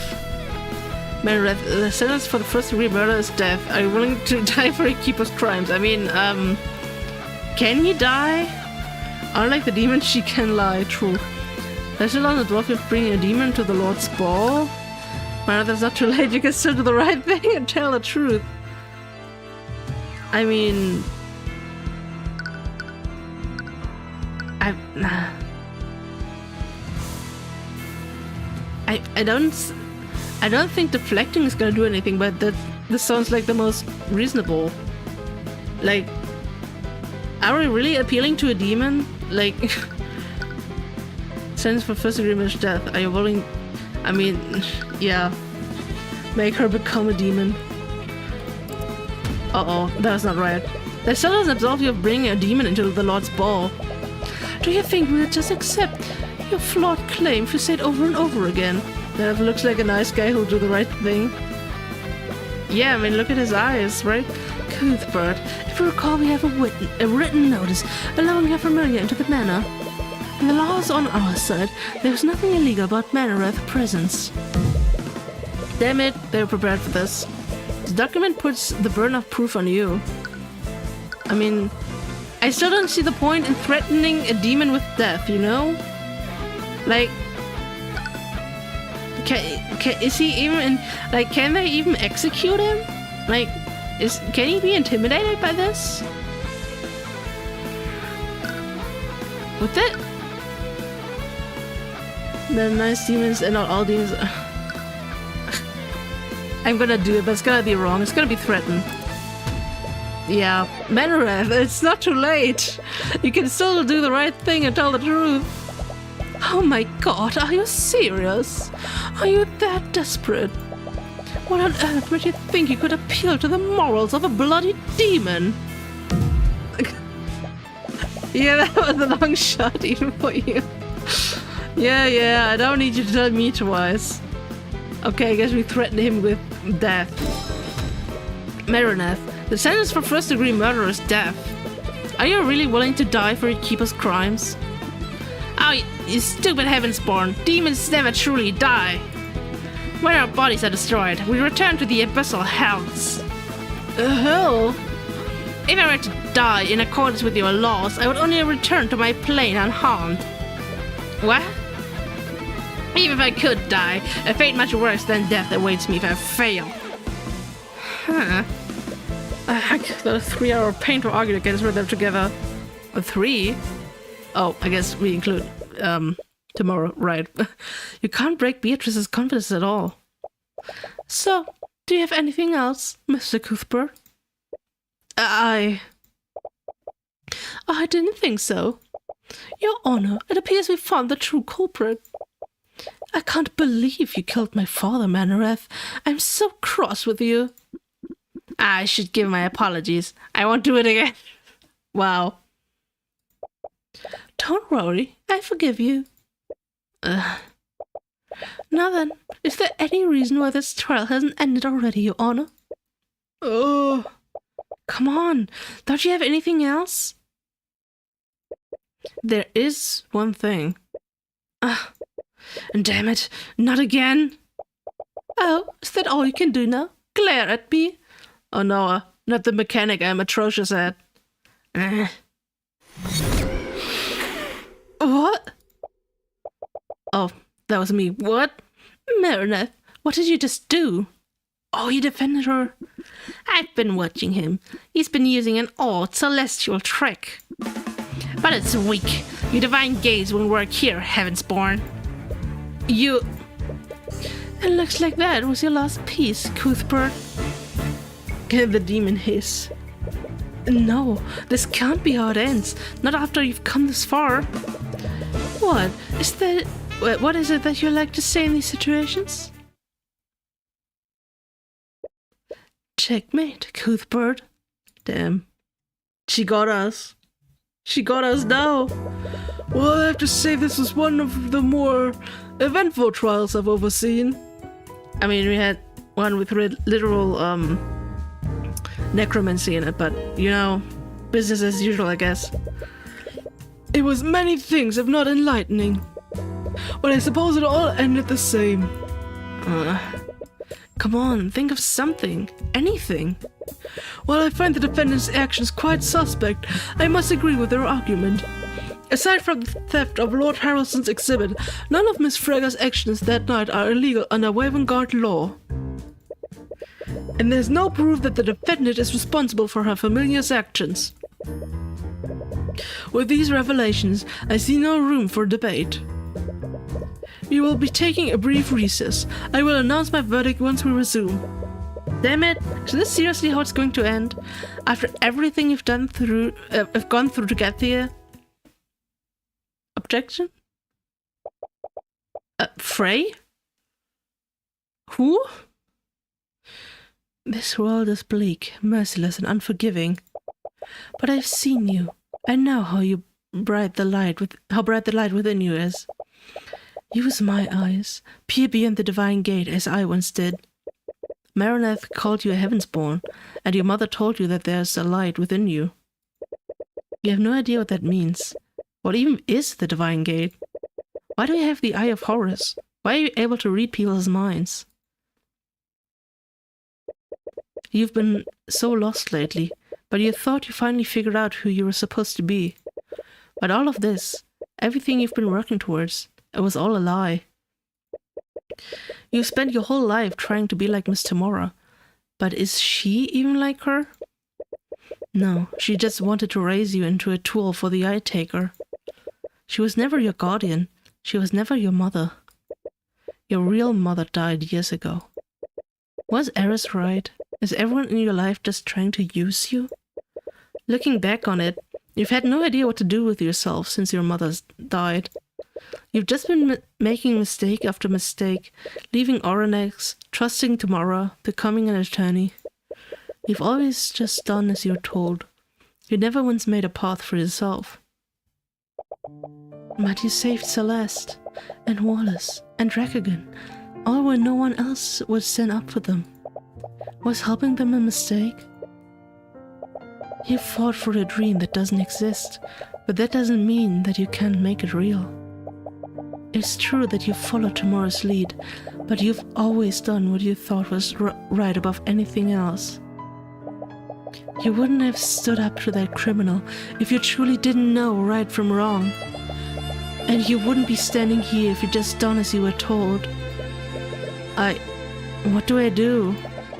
I'm not going to tell you that. You already know the answer.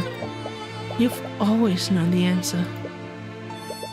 You take a deep breath and relax your thoughts. How did you prove that Beatrice ordered Manareth? That's like you? Like feeling lost? Aww. Don't feel lost. Situations can seem hopeless sometimes, but there is always a way to win in the end. How do you prove that Beatrice ordered Manareth? Greater than. Use physical evidence that connects Harold and Eugene. Use testimony, use deduction. That kills. That acquits, that separates, that connects. Beatrice. And Tracker, of course, it's Tracker, right? He's evil. Ruby, Eugene, Tracker, Manareth. Tell a lie. That's always good. Always lie in court. I'm not lost anymore because you all found me and I found you all. Aw. That's great.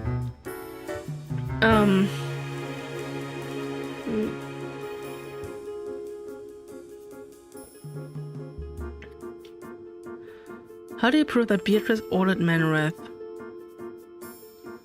Tell a lie that kills Leafy and Tracker. No! Not the dog. I mean, I'm still hung up on the fact that Manareth called someone else's master and Beatrice his keeper. Like, does it mean that that he is technically not in a pact with Beatrice but with another person? Leafy is okay, but not Shrek. I know, right? How could you kill the dog? Don't hurt the dog.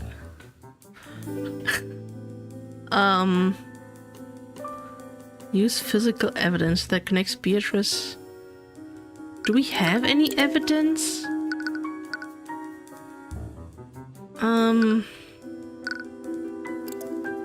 I mean, didn't she?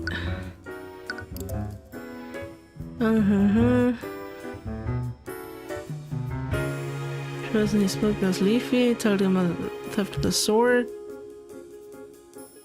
Thoughts you just know he entered the study to make some sort of adjustment to his will. Okay, that's nothing. That was also nothing. How's the lockdown system, the murder weapon?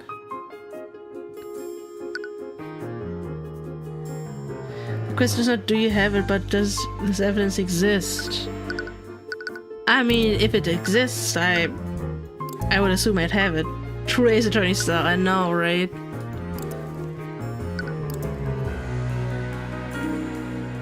I don't know if we use deduction or we use testimony.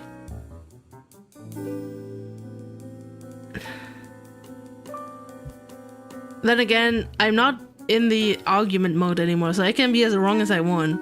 I can just fuck around and find out.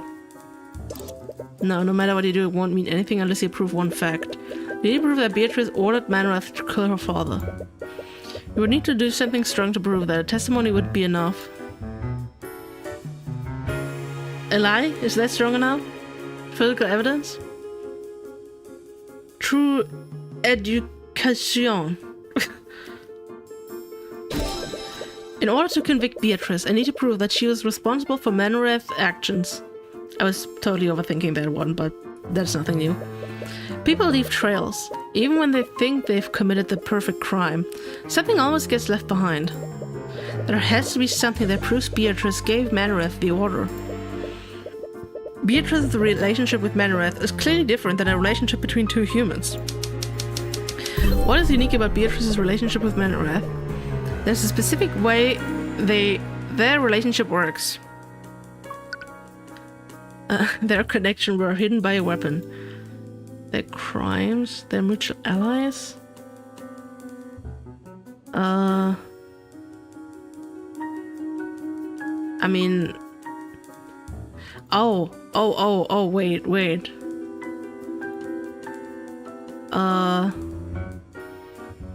Is facilitated through? Does that mean what I think it means? There's a specific way their relationship works, or their pact, as Manrath calls it. Wasn't there something that someone said? But what was it? Who told you something about demonic pacts? That was, didn't he tell us about demonic pacts? Oh right, the sword of spell reading is said to have been forged using a pact between the demon and the mage. Oh, are we saying that it was inactive before and they just activated the sword? Isn't making a pact with a demon just asking for trouble? They'd definitely betray you the first chance they got. Well, legends say that demons often drafted blood contracts for this reason. Wait, do you mean like a legally binding document? The concept is similar, but once you sign a blood contract, both you and the demon are magically compelled to fulfill its terms. That's right. Beatrice must have made a blood contract with them. A legally binding document like that must describe how their relationship works. Leafy did tell you that Beatrice would never trust someone that she couldn't control. So she would only put herself in a situation where she had full control over Manrath's actions. Demons are the Germans of the magic world.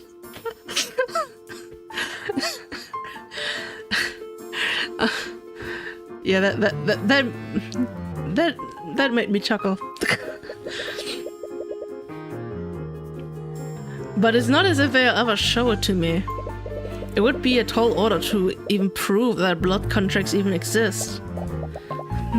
I guess you have a point. But if you ask me, I think you've done a wonderful job so far. So just this once, let me guide you the rest of the way. What? Tyrion, your eyes don't actually read minds. They give you the means to reveal truth that are being concealed. You can pull the truth out of anyone and anything. The truth?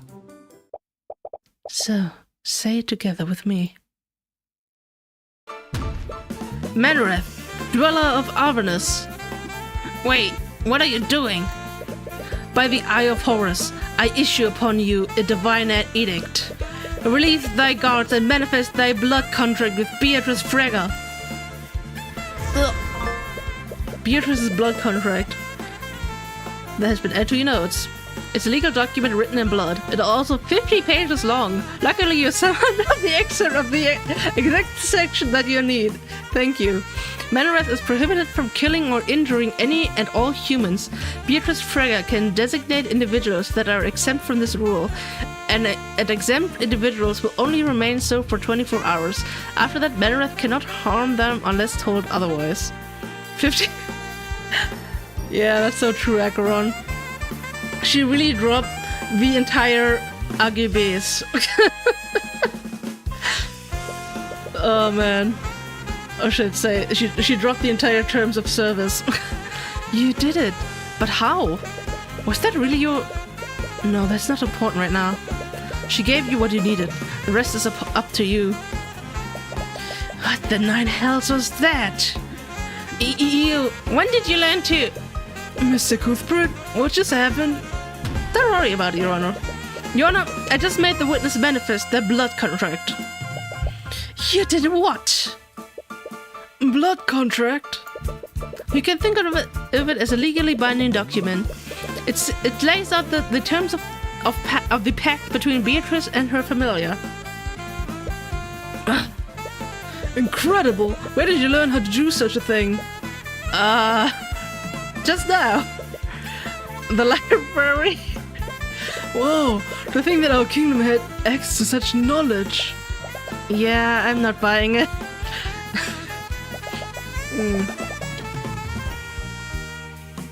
How did you really find out how to do that? I heard the voice of my dead mother.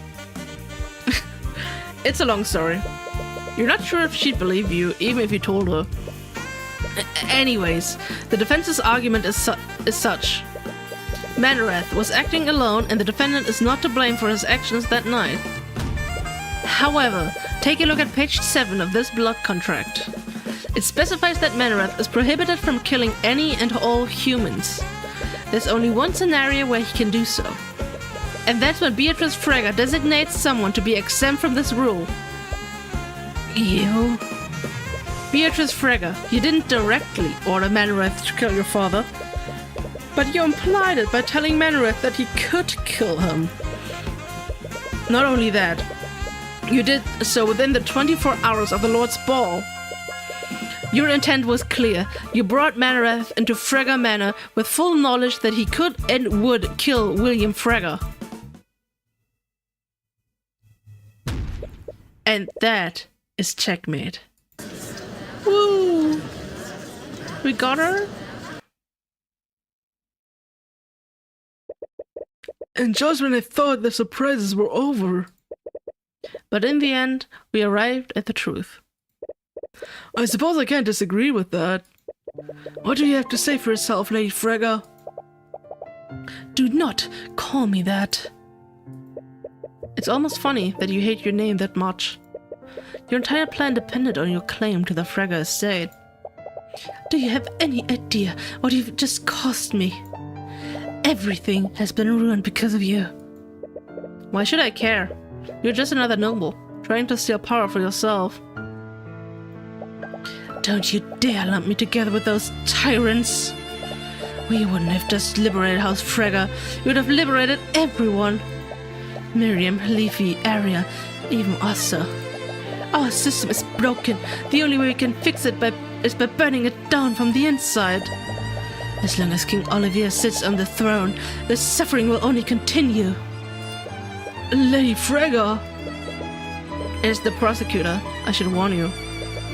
You don't want to add treason to your list of crimes. I mean, isn't she already dying? Like, would treason be that bad? Even though you'd like to see the king ousted as much as she does.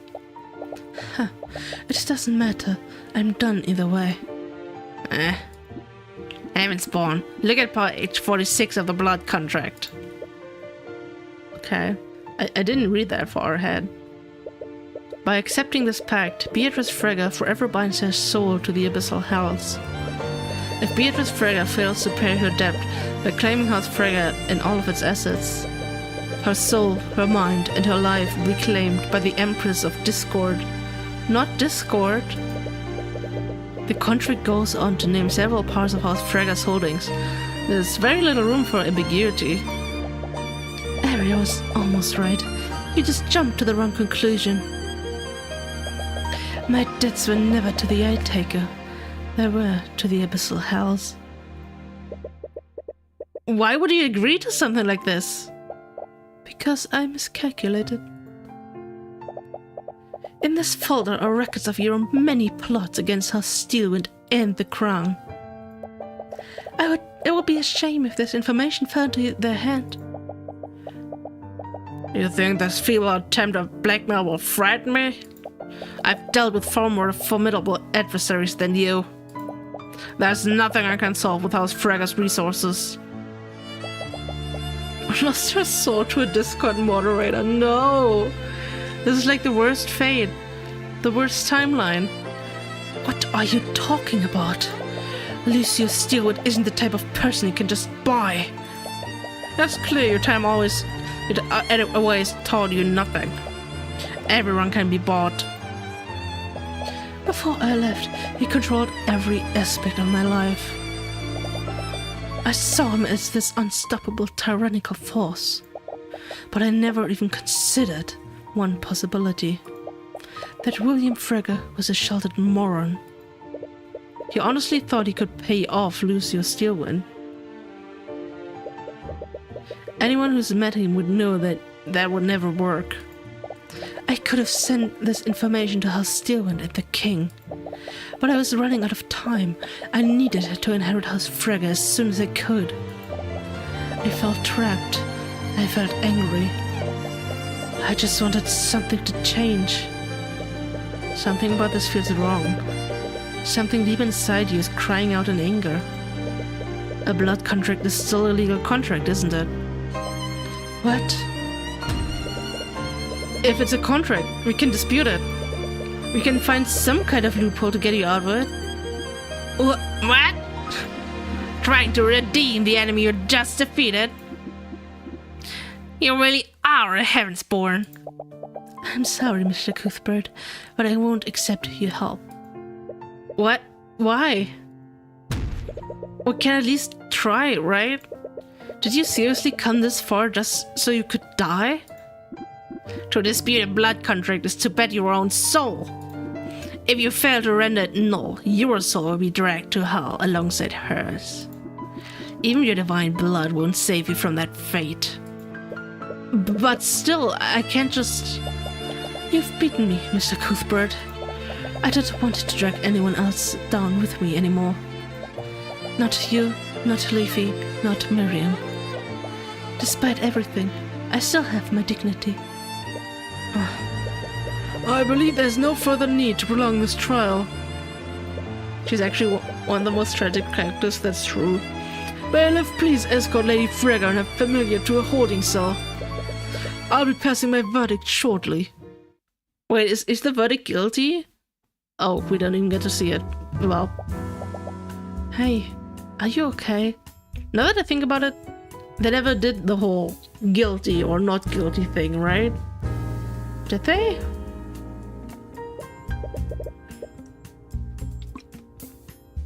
Yeah, as okay as I can be. You still feel uneasy about how things turned out. It doesn't feel quite like the victory you were hoping for. I mean, the question is, if the abyssal hells or whatever are real, and the divine heaven, whatever is real, if she wasn't bound to the the abyssal hells by the blood contract, but murdered someone, wouldn't she go to hell anyway after she's executed? Like, she dies either way because of her punishment, right? Because she murdered. Apparently. Even though it's kind of indirect, but whatever. So, I don't know how much we could even do here. You're still feeling uneasy about how things turn out, but it doesn't feel quite like the victory you were hoping for. You fought against the demons, and you can't help but feel like you're lost. Cuthbert, we need to talk. What's done is done, but the boss isn't going to take kindly to what you've done today. I know it's a long shot, but maybe if you talk to him, he'll... No. Mic drop. Cuthbert, this is serious. He's going to send people after you. Dangerous people. You can't just ignore this. How old were you when your real mother was executed? 10 years old? Tamara was the adult in this situation. And what did she do? She fed your anger and hatred for the nobility, instead of allowing you to process your grief healthily. Tamara took you away from your only friends and isolated you from society. As a result, you never formed any other relationships. She isolated you because she wanted to use you. She doesn't think she gets caught, you know? I mean, yes, but like... I mean, about the whole disputing the contract thing. I'm not talking about her, I'm talking about Cuthbert. Like, the logic behind disputing the contract, even though she would die anyway and then go to hell. Like, if it works that way, you know, maybe it doesn't work that way. Well, whatever afterlife looks like in this game, but yeah. Please, just listen to me and shut up. Tyrion? How could you do this? How could you work with criminals? Cuthbert, everything you told me, all those ideals about protecting the weak, it was all a lie. Everything Commander White said about you is true, isn't it? I'm just trying to... I don't want your help. As you yell at her, your voice echoes throughout the lobby. Several of the people nearby turn silent. I gave up everything for you. My childhood, my home, my happiness. I left it all behind to chase the ideal that you told me you were fighting for. But it was never real, was it? You made me throw away everything, all for the goddamn lie. But I'll make it real. And I'll do it without you. And Tyrion, As she reaches her hand out to you, you step away from her. You never cared about me, did you? All you cared about was using the Eye of Horus. And that's not... Shut up! I don't want to hear any more of your damn lies. Go away! Get the hell away from me! I never want to see you again. Without a word, she walks away from you. Tyrion. She reaches out her hand to hold yours again, but she hesitates this time. Do you honestly think Celeste will ever love you? I'm sure you understand now. Tamara can only afford to pay her exorbitant salary because of my father. You've already burned that bridge, so where do you think the Crimson Demon will go when you can't afford his services anymore? You think she has the luxury of playing around with you for free? Or did you actually think that she enjoys spending time with you? Tyrion, you have to look at this rationally.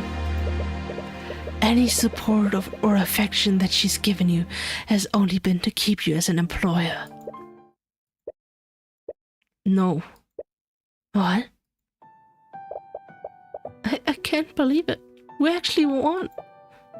Tyrion, Celeste, there's no way for you to avoid checkmate next turn. Just surrender. There, what about that? Checkmate. Damn it! You've been acting weird since we arrived in Oranax. Does it have something to do with your mother? Please, just talk to me. I'm your friend, aren't I? Your hands are trembling. Why are you so scared right now?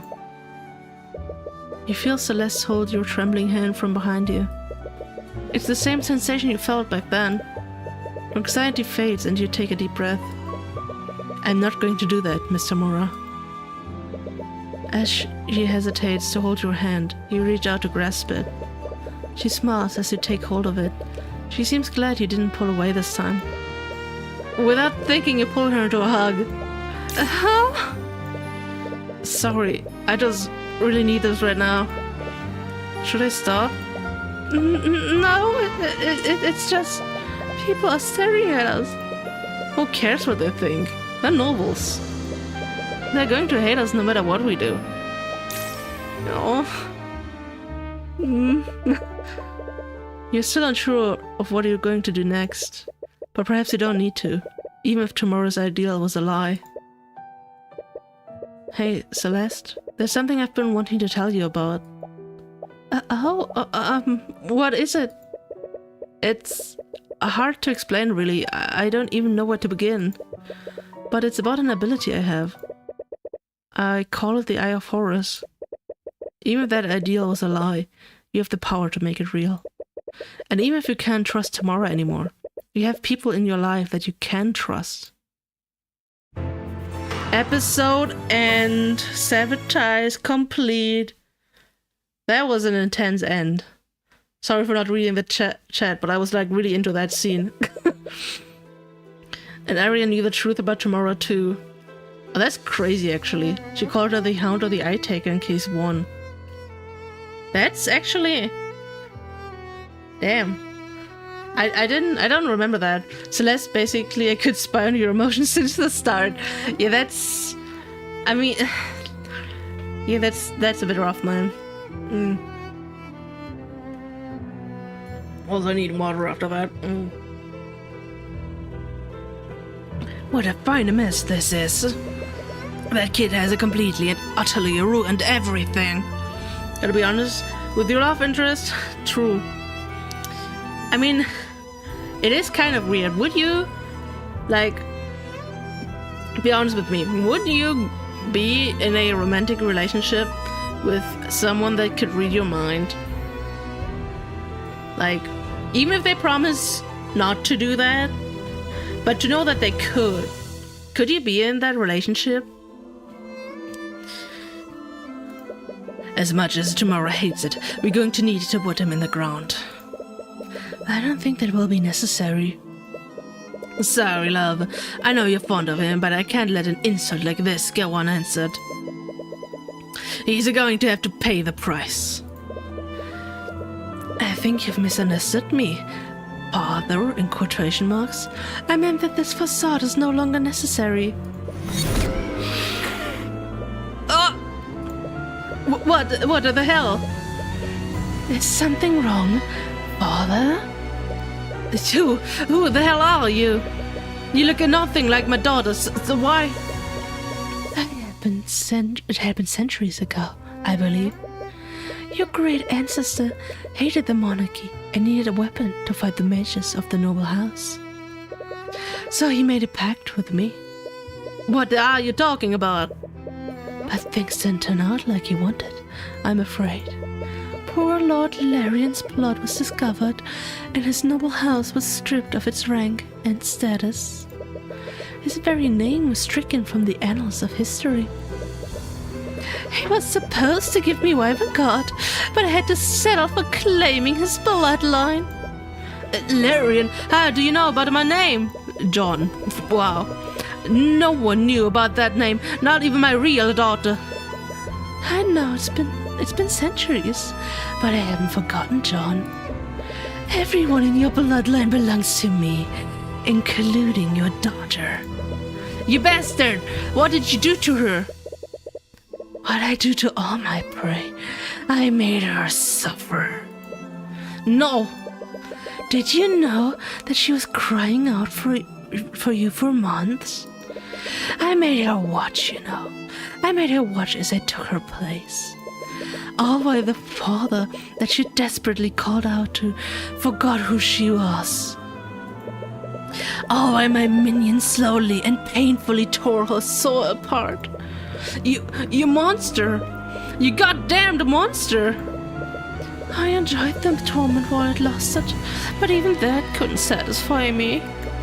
What I really crave is the blood of a celestial. That is what this is about? That stupid kid? But I can't have you kill my dear Tyrion just yet. At least not until I'm done with him. You goddamn demon, I'll kill you! This man is your enemy.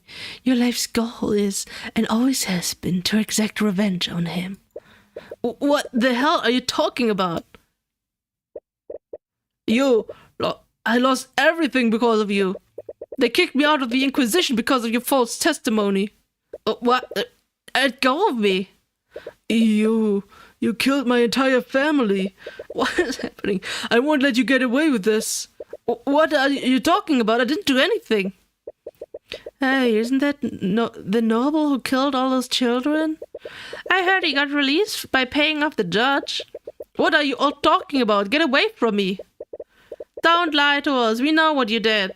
No, stay away. Ah! We finally entered the final act, my dearest Tyrion. And from what I've seen, I think I know exactly how I'm going to break you. I hope you're just as excited as I am. Okay, that was actually scary. But like, see, Acheron, I knew it. I knew it. She was the evil one. It was not her father. It was her. I knew it. Take that. Oh man. You mean honest, just like demons? I mean, I don't think he can read minds. Fiction has taught me how to mess with telepath. I wouldn't know what to say or react and respond. Shame to have been reading and looking up fiction. Eris is Goth Junko. I mean, kind of. After thinking about it, I say relationship is impossible, but I would for sure try to befriend someone with that ability. I mean, the father's not evil. Yeah, Acheron. Trying to get out of it. Well, I mean, she kind of revealed herself from the start as the evil one. Yeah, exactly. Oh man, that was intense, especially that last scene. But yeah, that's actually interesting. I mean, I don't think I could be in a romantic relationship with someone who can read my mind either, but you know, maybe Celeste thinks otherwise. Maybe she's like open for that. I mean, true, he isn't always reading the mind. He's only like sometimes reading the mind. But those are like actual thoughts he's reading, so I don't know. But then it would be really weird. Could you imagine just like being in an argument with with Tyrion, and then like you're angry, and then he just randomly says, "Oh yeah, actually, you know what? You're actually not angry. You're just sad. How about we do this and fix this?" And then you're like, "What the fuck? How do you know my emotions better than I do?" Or whatever. I don't know. That could be weird, but it could work. But yeah. With that, I'm gonna end the stream for today. It's been a lot of fun. Thank you for everyone who is here in the chat and is still here in the chat. Yeah, that was intense. That was really cool. I also like being the prosecution for once, not the defense attorney, so that was cool. And yeah. The next stream is actually gonna be on Friday. Thank you for streaming. You're welcome. So we're gonna start right into the final case with this one right away. Well, not completely right away, but like, you know, on Friday. And then the next one is actually gonna be on Saturday. Is what that's my plan so far. So I am really trying to like get this game done, not because it's bad, but because I just want to get it done. This and the next chapter are definitely the best ones. Yeah, I mean, this was definitely the best chapter so far. And yeah, I'm definitely looking forward to the finale. But like I said, it's probably gonna be long, so I can't just take another month of like between playing the game. So That's why I'm kind of trying to quicken the pace a bit, and let's see if I can actually keep that pace throughout September. I doubt it, but as you know, at least one stream per month. Last case is the longest, yeah, it may take a while. Yeah. I mean, it makes sense, right? The finale is usually just the biggest and meatiest chapter. But yeah, like I said, it is getting late, at least for me. It depends on where you are on the time zones.